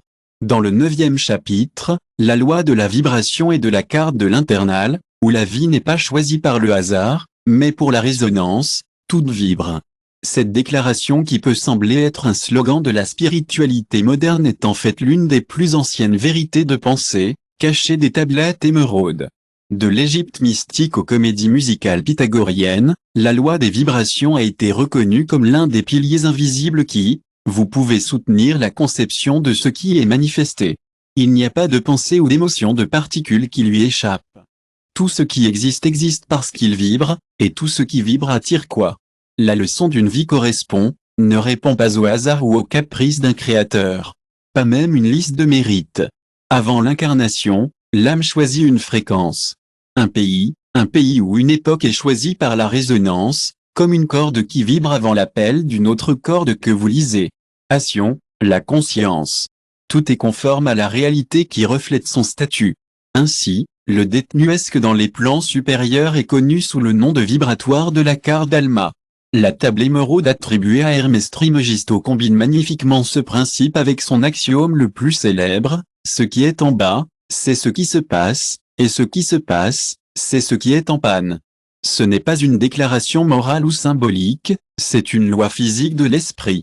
Ce qui vibre dans les plans subtils descend et densifie, reflétant le matériau. La vie vécue est un écho de la fréquence. La vibration de l'âme est une langue qui parle sans mots. C'est comme une belle mélodie qui crée des expériences et des relations. Il s'agit de ce qui est réel, pas seulement de ce que nous souhaitons. Il s'agit de se connecter avec une fréquence fondamentale profonde, une note d'origine qui résonne de la partie la plus profonde de notre être. Les Pythagoriens ont compris cela magnifiquement. Pour eux, l'univers était comme une symphonie mathématique, et chaque âme était une note dans le grand accord de ce qui est vraiment. Comme ils l'ont dit, tout est numéro. Pythagore a dit que la fréquence de l'âme est comme une belle vibration qui résonne avec l'univers. C'est comme une fréquence qui est synchronisée avec tout ce qui nous entoure. Cette fréquence comprend les leçons que nous apprenons de nos actions passées, les cadeaux qui nous ont été donnés, et tout ce qui s'est passé dans nos vies. C'est comme tout ce que nous traversons et de nous apprendre quelque chose. dans le monde, et le monde est comme un conteneur pour cette lumière, une diminution du taux de vibration. Les âmes ne se contentent pas de pénétrer dans un corps au hasard, mais sont attirées par un champ vibrationnel spécifique, comme s'ils attendaient le match parfait. Avec la même mélodie qu'ils envoient d'en haut, la vibration agit comme une boussole, les guidant vers leur endroit parfait. La Terre est comme une carte du sceau, le voyage d'Ule, mais il y a quelque chose de plus profond et plus profond. Notre âme est née avec une fréquence unique, un mélange de ce que nous apprenons, de ce que nous sommes naturellement doués et de ce que nous avons en nous en attendant d'être exploités. Mais cette fréquence peut changer, surtout lorsque nous traversons la vie et que la réalité change autour de nous. Notre carte interne, faite de lumière, n'est pas dans la pierre. Ce que nous vivons dans la vie n'est pas dans la pierre. Le karma n'est pas une chaîne. Nos leçons ne sont pas permanentes. Mais, si nous changeons nos vibrations, non seulement la surface, mais les vibrations profondes et intérieures, nous pouvons transformer notre vie. Alchimie d'être, lorsque vous comprenez la gratitude ou le regret, il commence à se synchroniser avec une nouvelle version de votre réalité. Ce qui semblait être un destin immeuble commence à s'estomper. C'est le fondement de toutes les véritables initiations. Il ne s'agit pas d'obtenir des pouvoirs, mais de changer la fréquence de votre vie. Les mystères anciens n'ont pas simplement donné des informations. Ils se sont également concentrés sur la transformation. Ils savaient que la vraie connaissance change la vibration. Votre corps est un instrument vibrationnel. Chaque partie de vous, chaque organe, cellule et impulsion électrique dans votre système nerveux, répond à une fréquence spécifique. Lorsque vous ne vous sentez pas le mieux, c'est comme s'il y avait un peu de discorde dans votre corps. Mais quand vous êtes dans un bon endroit, c'est comme si tout était en parfaite harmonie. C'est comme si votre esprit et votre corps dansaient ensemble, et ils aiment tous les deux la même musique. Même vos pensées et vos sentiments ont leur propre rythme. Ils sont comme des notes dans une chanson, et lorsque vous êtes dans un bon endroit, ils s'adaptent tout parfaitement. Lorsque vous ne vous sentez pas le mieux, c'est comme s'il y avait un peu de discorde dans votre corps. Mais quand vous êtes dans un bon endroit, c'est comme si tout était en parfaite harmonie. C'est comme si votre esprit et votre corps dansaient ensemble, et ils aiment tous les deux la même musique. Même vos pensées et vos sentiments ont leur propre rythme. Ils sont comme des notes dans une chanson, et lorsque vous êtes dans un bon endroit, ils s'adaptent tout parfaitement. C'est pourquoi l'âme n'essaie pas de changer. Le monde essaie de s'améliorer parce que, ce faisant, le monde trouve des réponses.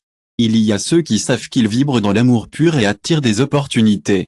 Les gens trouvent des révélations de ceux qui soutiennent des rancunes, habitant une réalité de friction.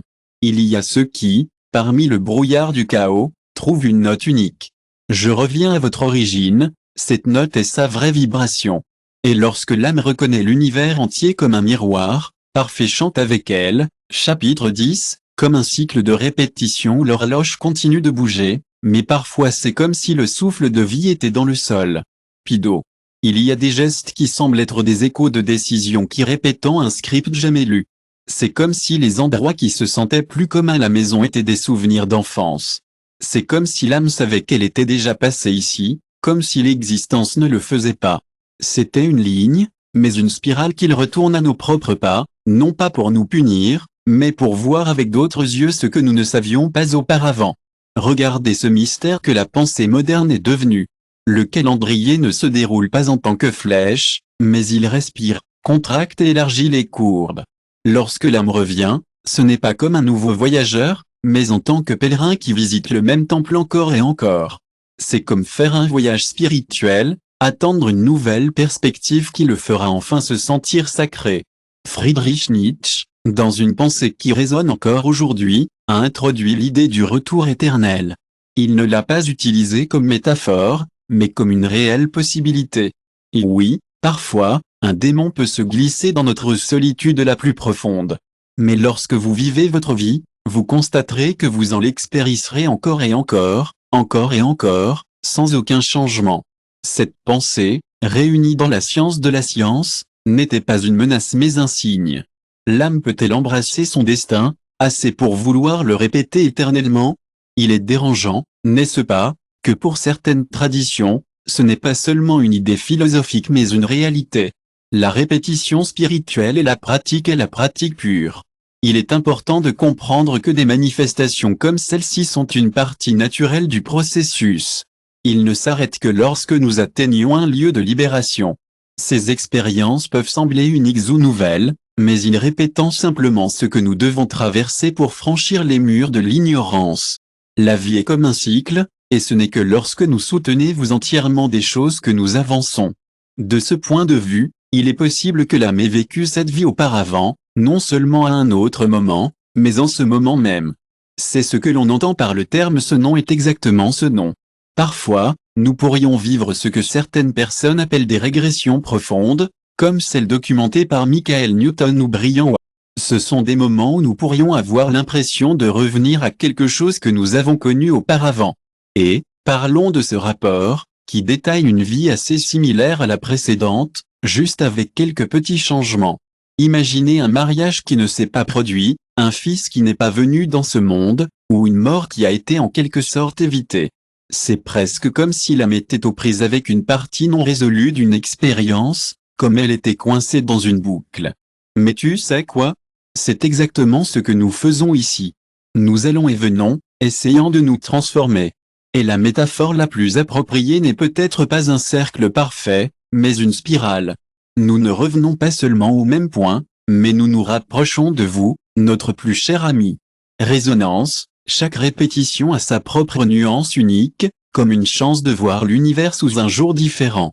Il ne s'agit pas de punition, mais d'être un enseignant patient, un alchimiste, prêt à vous aider à perfectionner votre note à chaque cycle. Chaque retour est une chance de chanter sans aucune dissonance. Il ne s'agit pas d'être obligé de suivre un chemin défini. La vraie liberté ne consiste pas à échapper au cycle, mais à la vivre avec une telle conscience qu'elle apporte un changement de l'intérieur. Je suis sûr que vous vous demandez pourquoi une répétition s'arrête. Le Zar a enseigné quand l'Alma a appris. Qu'est-ce que je ne peux pas voir avant? Le monde n'a plus besoin de vous montrer ce visage. La répétition est également cachée dans les modèles familiaux, dans des liens qui traversent les générations et dans les impulsions que nous héritons sans savoir pourquoi. Beaucoup de réunions que nous vivons. Je sais que parfois on peut avoir l'impression que nous sommes coincés dans un cycle, comme les mêmes choses continuent de se produire encore et encore. Mais, si vous regardez attentivement, vous verrez qu'il y a un beau motif. Les connexions que nous établissons, les leçons que nous apprenons et les liens inachevés que nous continuons à nourrir sont comme des fils dans une tapisserie. Ils sont cousus d'amour, et ils nous gardent connectés les uns aux autres et au voyage de notre âme.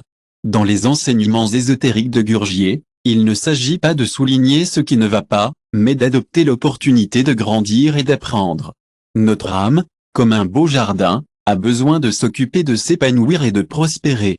Et, je sais que ces cycles peuvent sembler un peu répétitifs, mais ils ne sont pas seulement là pour être frustrants. Ce sont en fait des opportunités de croissance et d'apprentissage. C'est comme si votre âme apprend et grandissait toujours, mais parfois elle est coincée dans une ornière. Lorsque vous faites une erreur, ce n'est pas la fin du monde. C'est juste une chance d'apprendre et de grandir. La clé est de reconnaître que ces cycles sont là pour vous aider à évoluer. Ils ne sont pas placés dans la pierre. Donc, si vous vivez quelque chose qui semble répétitif, n'oubliez pas que c'est une chance de grandir et d'apprendre. Vous savez que cet amour vous attend. Arrêtez, respirez et regardez.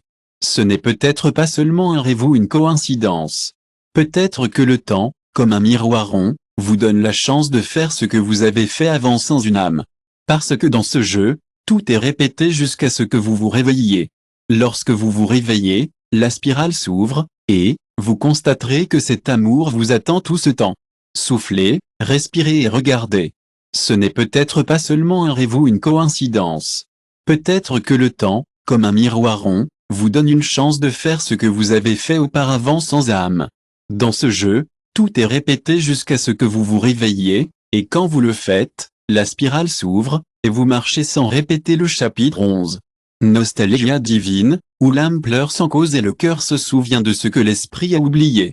Il y a une douleur qui n'est pas née de blessures, visibles ou de pertes, en béton ou inscrite dans des événements tangibles. C'est un désir sans an, la tristesse qui vous fait peut-être ressentir un sentiment de nostalgie pour la première fois lorsque vous traversez le chapitre 11.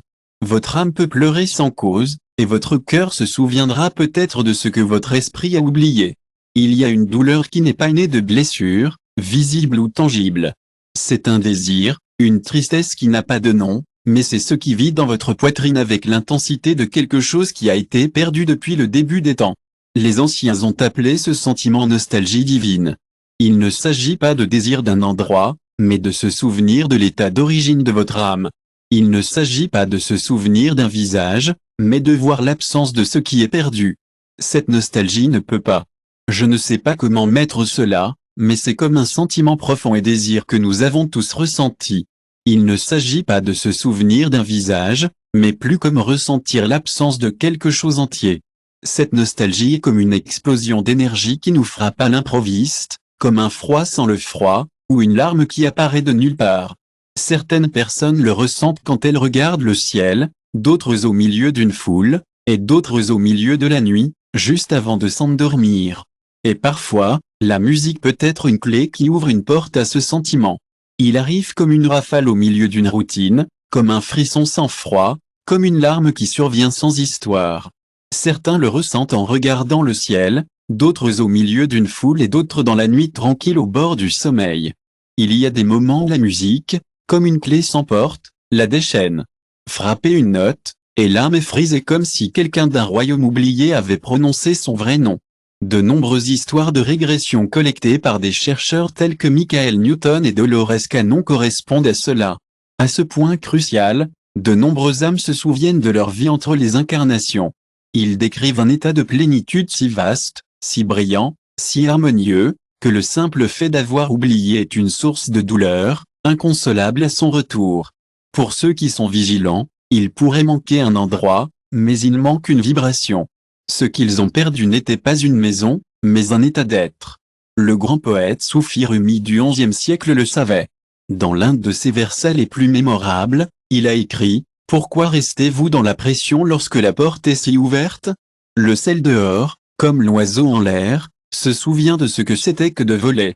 Pour lui, l'âme est comme un oiseau épuisé qui chante parce qu'il se souvient, et chante parce qu'il rêve toujours de. Le retour en parallèle San Juan de la croix mystique espagnole du Xe siècle est un beau symbole d'union différents aspects de notre vie.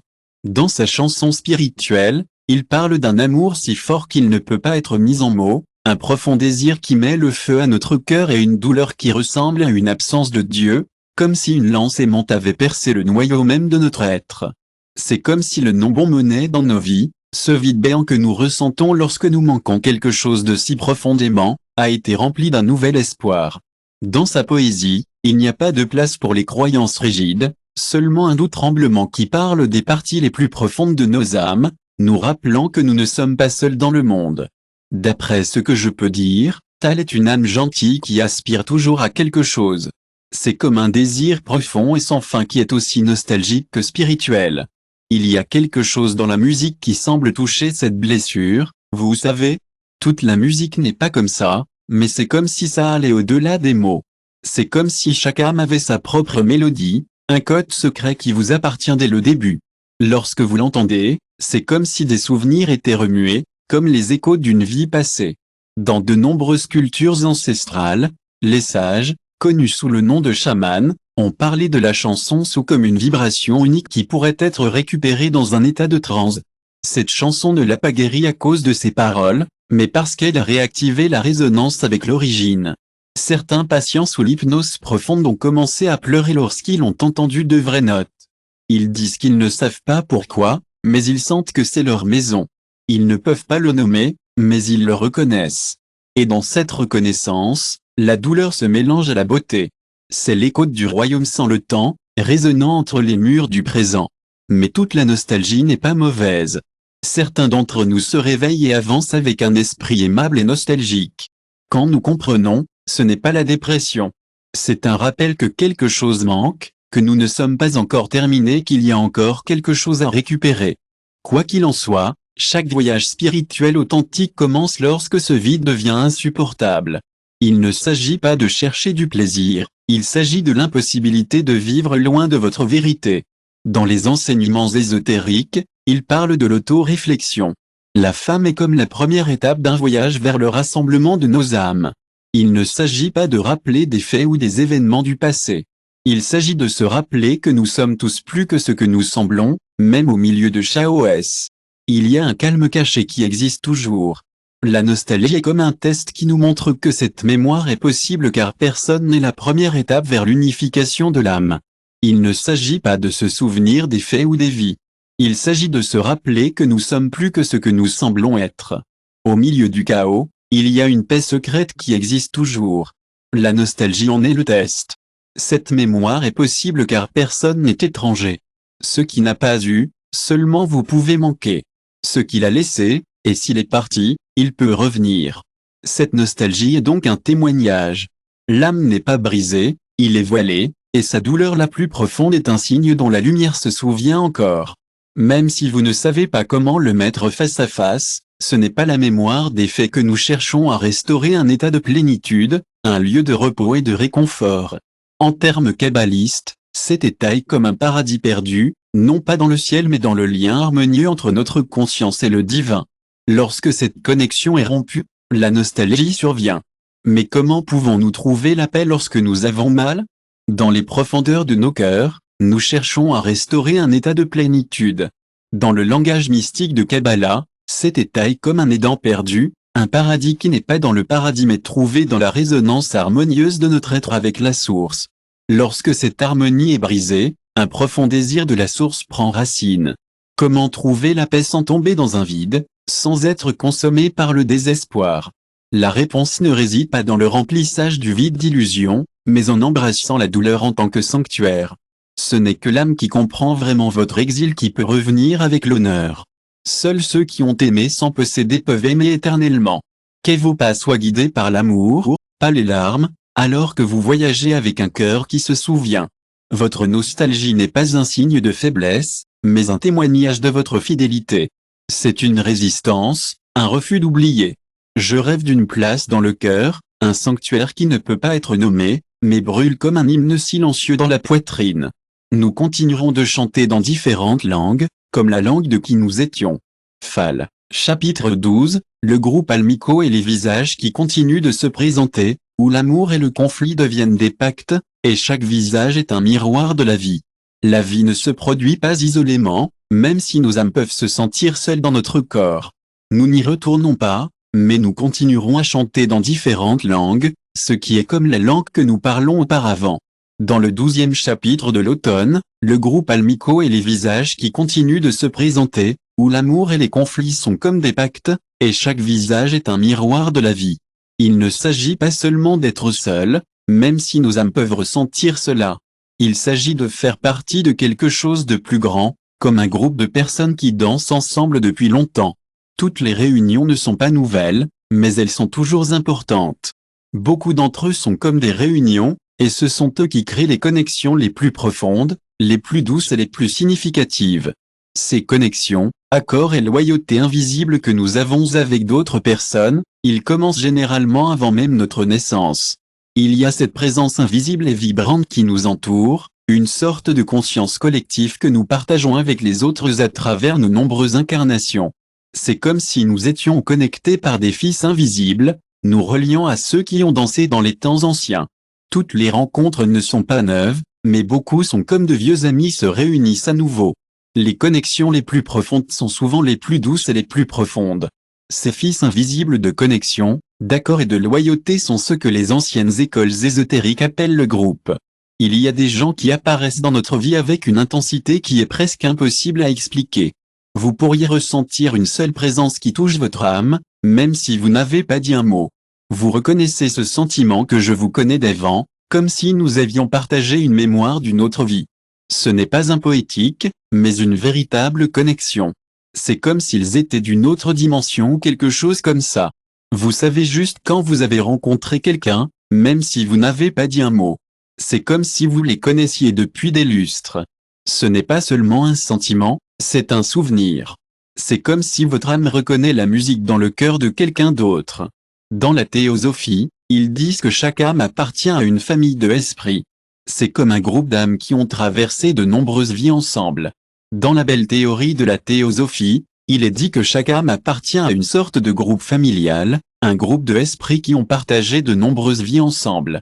Parfois, ces membres sont des parents, d'autres fois, ce sont des amis et parfois, ce sont même des ennemis.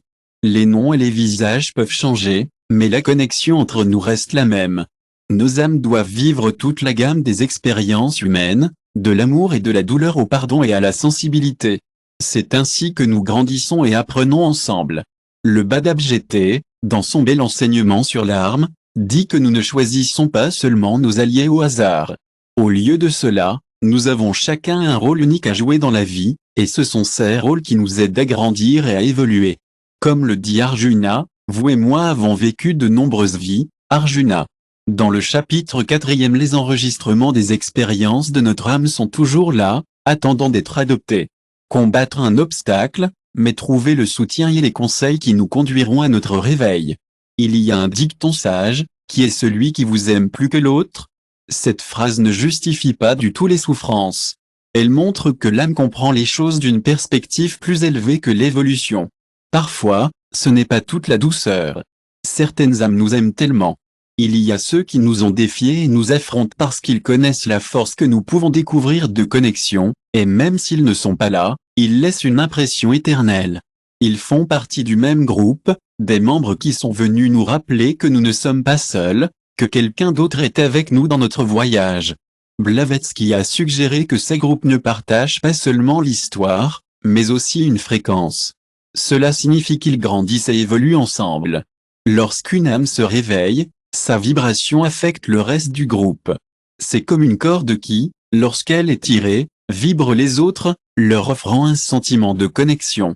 C'est pourquoi chaque étape individuelle a un impact collectif, et chaque acte de conscience a peut-être le pouvoir de briser les modèles ancestraux dans une lignée entière. Almique, cette vision transforme la façon dont nous percevons nos relations d'une manière belle. Il n'y a pas de victime et pas de verduo. Il n'y a que des acteurs dans un théâtre cosmique, chacun interprétant son rôle avec espoir. Rappelez-vous chaque père difficile que chaque ami nous a abandonnés, trahis. Chacun peut être un enseignant, déguisé comme chaque amoureux fidèle, chaque généreux guide, chaque frère d'âme. Tous font partie du cercle que la vie, après la vie, nous aide à regarder. Il se passe autre chose ici, et c'est assez mystérieux. Beaucoup de gens ont déclaré avoir vécu quelque chose de proche de la mort ou des régressions spirituelles avec des gens qu'ils connaissaient, même s'ils ne les reconnaissaient pas dans la vie. Le groupe est comme un corail, silencieux et vous attend. Il est là pour vous guider et vous aider à revoir la dernière incarnation. Et la meilleure partie est qu'il n'y a pas de jugement, juste de la compagnie. C'est comme un miroir, vous montrant que ce que vous pensiez être la séparation n'était que de la distance. Ce n'était que temporaire, mais ça faisait toujours mal comme une perte. C'était un pacte sacré, et ceux qui ont traversé encore et encore avec de nouveaux noms et de nouveaux masques sont des fragments du même cercle de lumière qui nous accompagne dans notre voyage éternel pour se souvenir de qui nous sommes. Parce que l'autre n'est jamais un autre de tout et l'un des nôtres, portez le costume nécessaire pour la scène. Remplissez votre objectif, et lorsque nous le comprenons, même la douleur s'agenouille devant lui. Le mystère de l'amour qui n'oublie jamais, chapitre 13, la vie qui n'incarne pas ou, les destinations qui ne le font pas. Il chuchote toujours de l'âme. Il y a un sentiment qui n'a pas de nom, but et pesa et la certitude silencieuse qu'Argo aurait pu être et non. Ce n'était pas la complainte commune des décisions mal prises, mais un autre écho profondément dans le cadre de notre existence qui serait resté à nous attendre dans un autre coureur de temps. Il y a ceux qui sonnent avec des vies qui ne le font pas. Ils vivaient avec des villes qui n'ont jamais marché, avec des visages qui saluent les dimensions non infligées. Il y a ceux qui regardent le ciel. Vous pourriez également ressentir un sentiment de nostalgie lorsque vous marchez dans certaines rues. Ces sentiments nostalgiques ne viennent pas nécessairement de l'histoire du lieu. Au lieu de cela, ils sont une sorte de souvenir auditif de la vie qui n'a pas fini par être incarnée par chaque âme avant la naissance. Cela conduit à un vaste éventail de possibilités. Il n'y a pas seulement un chemin à suivre, mais une variété de chemins qui offrent chacun des leçons, des rythmes et des degrés d'intensité différentes. Dans les plans réalisés avant notre arrivée dans ce monde, notre âme est à la fois l'architecte et le spectateur, observant des scénarios possibles, des destinations probables et des chemins alternatifs. Ont-ils choisi les autres simplement? Ils prennent, mais tout le monde laisse une marque comme des scripts débridés qui existent encore dans les archives de l'esprit. Dans le mysticisme que j'ai vécu en Arabie, il m'a été expliqué qu'il existe des moyens de possibilité en tant que réalités intermédiaires qui, bien que je ne les connaisse pas, se manifeste dans le monde physique. Dans le plan du Malmi, l'imaginal mondial, selon cet enseignement, tout ce qui aurait pu se produire et ne se produisait pas, tout ce qui était rêvé de l'âme et qui ne s'est pas manifesté, y vit. Le non-vivant dans votre corps est une véritable expérience qui se produit dans son propre espace, non pas comme quelque chose d'imaginaire, mais comme une sorte de géométrie spirituelle que nous n'avons pas encore vue. Dans le bouddhisme tantrique, en particulier à l'école de la douzaine, la pure conscience de la RBA considère tous les phénomènes comme des reflets de sa propre luminosité. Dans cette vision, les vies qui n'existent pas sont comme des expressions du jeu de l'esprit principal, des rêves qui auraient pu être. Vivre une vie est si significative et chaque vie a sa propre beauté. Les vies incarnées sont réelles dans leur propre dimension, non pas comme une fantaisie, mais comme des géométries spirituelles, attendant d'être révélées. Le bouddhisme tantrique, en particulier dans la tradition de l'école, nous enseigne que la pure conscience de la RBA considère tous les phénomènes comme des reflets de leur propre luminosité. Dans cette vision, les vies qui n'existent pas sont des expressions du jeu de l'esprit principal, des rêves qui auraient pu être incarnés si l'intention avait tourné un degré vers d'autres fréquences. En plus d'un cycle, un changement de perspective peut entraîner une nouvelle façon de voir les choses. Avec un léger tour, l'âme a peut-être envisagé une existence complètement différente de celle actuelle, et n'a tout simplement pas choisi de les avoir vécues.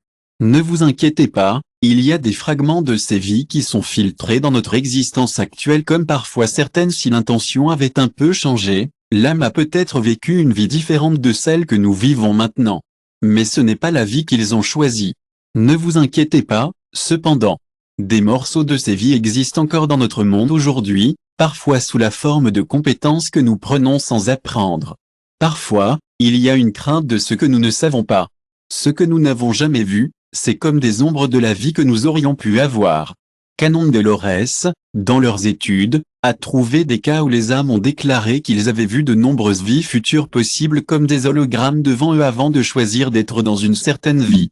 Nous avons tous nos défis, et parfois il semble que la vie nous lance une balle courbe sans raison particulière. Certaines personnes pourraient trébucher plusieurs fois avant de comprendre ce qui leur convient le mieux. D'autres pourraient continuer à revenir au même carrefour, en testant les eaux pour voir ce qui pourrait fonctionner. Selon les histoires, ces vies pourraient être comme une pause dans une matrice vibrationnelle, en attendant que le bon moment boucle.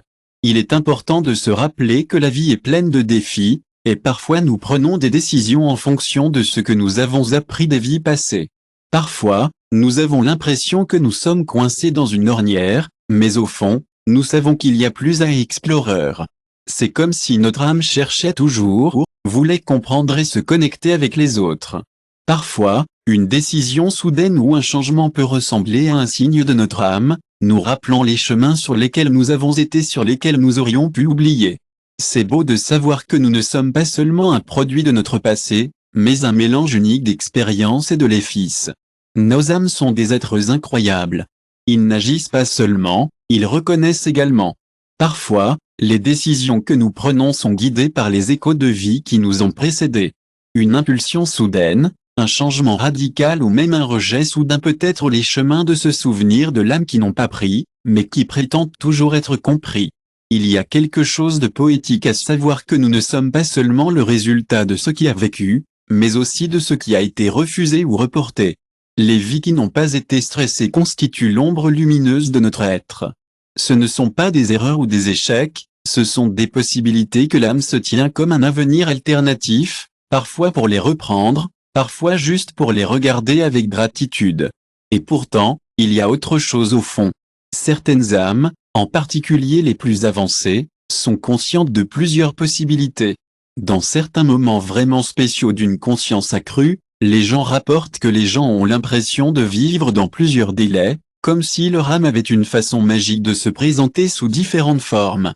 Chacune de ces formes est comme une aventure, explorant une facette différente de la vie et de l'apprentissage.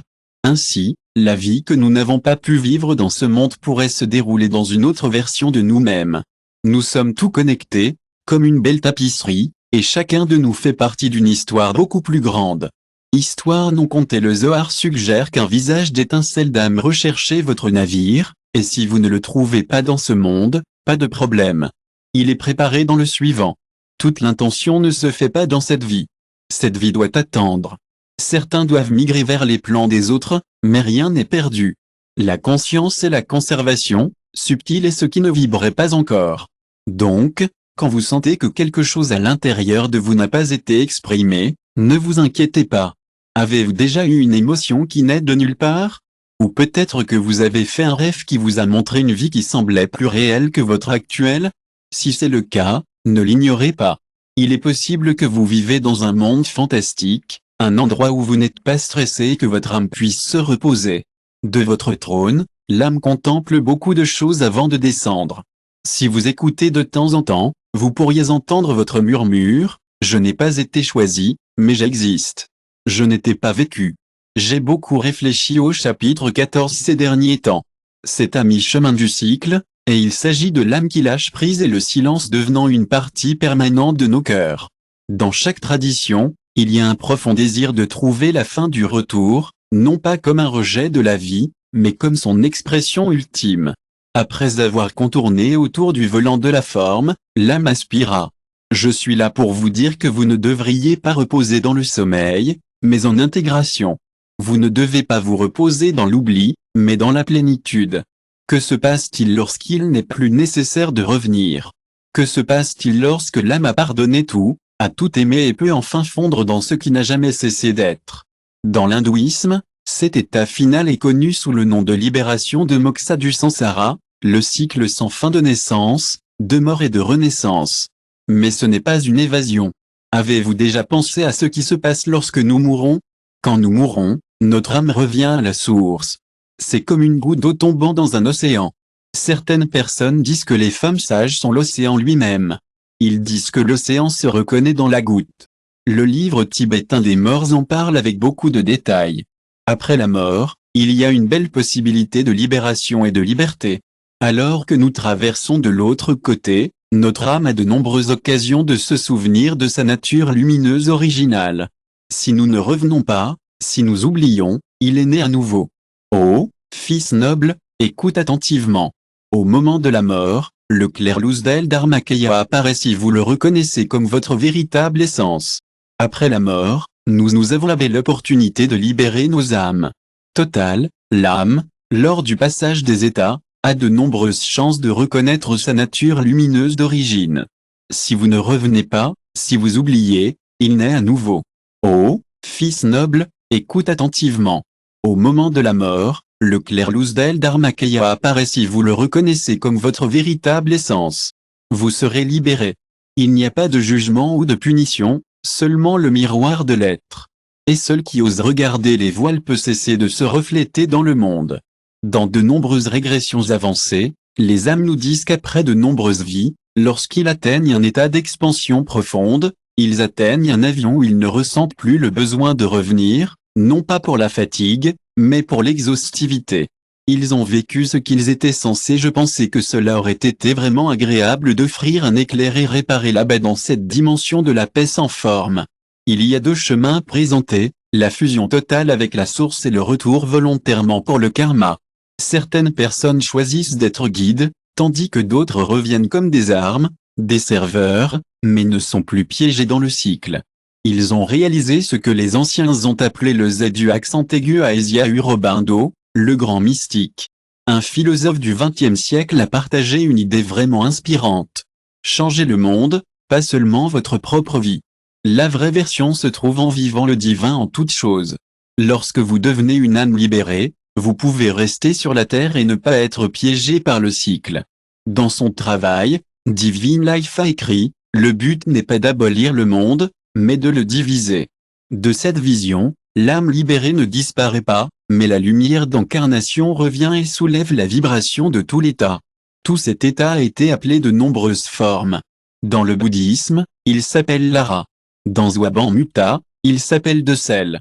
Mystery, une âme qui. Vous avez terminé votre apprentissage et vous n'êtes plus lié par la loi du retour. Comment cela vous fait-il ressentir? C'est difficile à mettre en mots, mais essayons. Silence sans désir, plénitude sans mouvement, amour sans objet, ce sont quelques façons de le décrire. Certains disent que c'est comme le sommeil, D'autres disent que c'est comme le feu sans un lama. Mais les mystiques sont d'accord sur une chose, il n'y a pas de douleur. Il n'y a pas besoin de s'inquiéter. Il y a juste la paix et que la paix n'a pas besoin que les opposés existent. Pourtant, de nombreuses âmes ont la possibilité de ne pas revenir. Ils choisissent de revenir, non pas par karma, mais pour le service. Ils deviennent bodhisattvas, silencieuses gardiens sous oeuvre de wake-up collective. Ils n'ont pas à être ici, mais ils offrent tout. Ils rayonnent. Vous savez comment parfois vous regardez quelqu'un et le ressentez? Comme, vous ressentez cette connexion, même si vous ne pouvez pas tout à fait mettre le doigt dessus. Et puis il y a ces gens qui se présentent dans votre vie, et c'est comme s'ils étaient là pour une raison, comme s'ils étaient censés être dans votre vie. C'est comme s'il avait besoin de vous et vous en avez besoin. Mais comment pouvez-vous savoir si quelqu'un est proche de lâcher prise? Il n'y a pas de signe ou de stigmate clair, juste un sentiment croissant d'indifférence envers l'évolution et une dévotion approfondie à l'éternel. C'est un amour qui est éternel, et c'est quelque chose de si spécial. Il ne s'agit pas d'exiger la sagesse ou de se vanter de la paix. Lorsque l'âme trouve son chemin vers la liberté, c'est comme un papillon finalement abandonné sa chrysalide. Il n'a pas besoin d'expliquer ses origines car il vole déjà haut, libre comme un oiseau. Il n'a pas besoin de s'accrocher à son corps, à son identité ou à l'horloge. Il vit dans le monde comme qui sait, comme si c'était déjà à la maison. Et certaines personnes, ils ne veulent pas échapper au cycle. Ils comprennent que le cercle est sacré. Ce n'est pas de la prison, mais du rythme. Ce n'est pas une punition, mais la danse. Ils décident de retourner à nouveau, pour le besoin, mais par amour. Ils savent que même s'il n'y a qu'une seule âme endormie, aucune n'est complètement éveillée.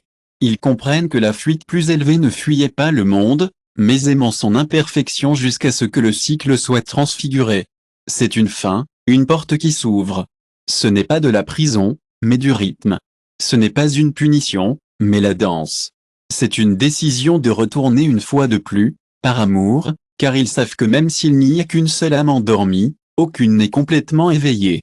Ils comprennent que la fuite plus élevée ne fuyait pas le monde, mais aimant son imperfection jusqu'à ce qu'elle transfigure le cycle. C'est une fin, une porte qui s'ouvre. Vers lui, innommable, et qui ne disparaît pas devient léger qui ne projette plus de l'ombre. Et à ce moment, l'âme cesse de tourner parce que le chapitre 15 central le dernier. Je me souviens où l'âme murmure ce qui sera oublié, et le silence prononce votre vérité supérieure. Avant de franchir le seuil, il y a un moment où tout est clair, l'âme, suspendue entre le. Alors que nous approchons de l'inconnu, la lumière dont nous sommes tout faits ne sait pas s'estomper, et nos âmes cessent de tourner parce que le centre du chapitre 15 est tout au sujet du dernier souvenir. Je me souviens de l'âme qui chuchotons ce que nous oublierons, et le silence dit votre vérité supérieure. Avant de franchir le seuil, il y a un moment où tout est clair. L'âme est suspendue entre l'immensité de l'éternel et le vertige de ce que nous avons l'habitude de penser à ce qui sera avec l'apparence de ce qui était. Il n'y a aucune peur, il n'y a que la conscience nue. C'est comme un ciel sans dos, connaissant une partie, et en même temps, arrangé pour oublier tout ce qui incarne dans un fragment. Ce moment est le dernier dont je me souviens. Pas une pensée ni une image n'est une pure vibration en tant que comédie musicale. Et, juste une tête-à-tête, cela n'a pas encore été joué, mais il y a toute la symphonie. Lorsque l'âme fait un voyage, elle n'apporte pas de valise ou de mots, il apporte un symbole, un sceau, une vibration. C'est si simple et si fort qu'il peut même survivre. Je ne me souviens pas de ce que l'âme dirait si je pouvais parler de ce seuil. Peut-être que je n'utiliserai pas de phrase. Peut-être que je ne dirai rien, mais, si vous cherchez à partager votre vérité d'une manière que nous pouvons tout comprendre, j'adorerais suggérer quelque chose comme « Je vous laisse tout. Ce sera vous, mais vous ne saurez pas que vous êtes moi. » Comprenez, j'aimerais suggérer quelque chose comme « Je vous laisse tout. Ce sera vous, mais vous ne saurez pas que vous êtes moi. » Vous vous sentirez peur, et dans cette peur, vous chercherez mon nom. Vous aurez l'amour, et dans cet amour, vous vous souviendrez de moi. Vous oublierez l'origine, mais pas moi. Chaque larme qui tombe sera une quart de moi. Je ne me cherche pas dehors. Je serai là où personne ne ressemble. Dans le centre calme de celui-ci, même. De nombreux sages ont senti ce moment sans complot. Plotino a écrit que l'âme, de Dewan, éteinte avec l'encre du monde, mais conserve en son centre une étincelle inchangée. Les gnostiques ont parlé d'une graine de lumière que le démiurge ne pouvait pas jouer dans chamanique. Selon nos traditions, chaque âme a son propre nom unique, mais lorsque nous prenons notre premier souffle, on nous donne un nouveau nom, un nom spécifique à ce moment dans le temps. Le moment juste avant de reprendre notre premier souffle, c'est comme une entrée, où nous sommes accueillis à bras ouverts. Notre âme se replie sur elle-même, embrassant l'idée que cette nouvelle vie est un cadeau. Nous pourrions avoir l'impression de perdre notre ancien moi, mais c'est en fait une belle transformation. C'est comme si nous apprenions à abandonner le passé et à embrasser de nouvelles expériences. Chaque instant est une chance de grandir, de voler, de vivre pleinement la vie. Dans cet acte, il y a une beauté qu'aucun mot ne peut capturer. Tout est la beauté de qui sait qui mourra à sa divinité pendant un certain temps. Souriez quand même, puis tombez. Fermez le voile. La lumière tourne. L'éternité de la viande est comprimée dans un instant. L'âme qui était star revient. Encouragement, à quel point j'étais infini, chanson. La danse, mais ce symbole qui le dernier, je me souviens, non, il disparaît. Les manches deviennent les rêves que nous comprenons dans les gestes que nous répétons sans savoir pourquoi, dans les connexions si profondes, elles sont presque inexplicables, dans la musique qui remue nos âmes et nous amène aux larmes, aux yeux d'un étranger qui traverse notre chemin sans raison. Ce symbole est différent pour chacun de nous, et ça va. Certains le ressentent comme une géométrie, d'autres comme un mot qui n'existe dans aucune langue, tandis que d'autres le perçoivent comme une couleur qui ne peut pas être vue. Mais, dans le silence de votre cœur, prenez un moment à retenir. Pas avec votre esprit, mais avec votre âme.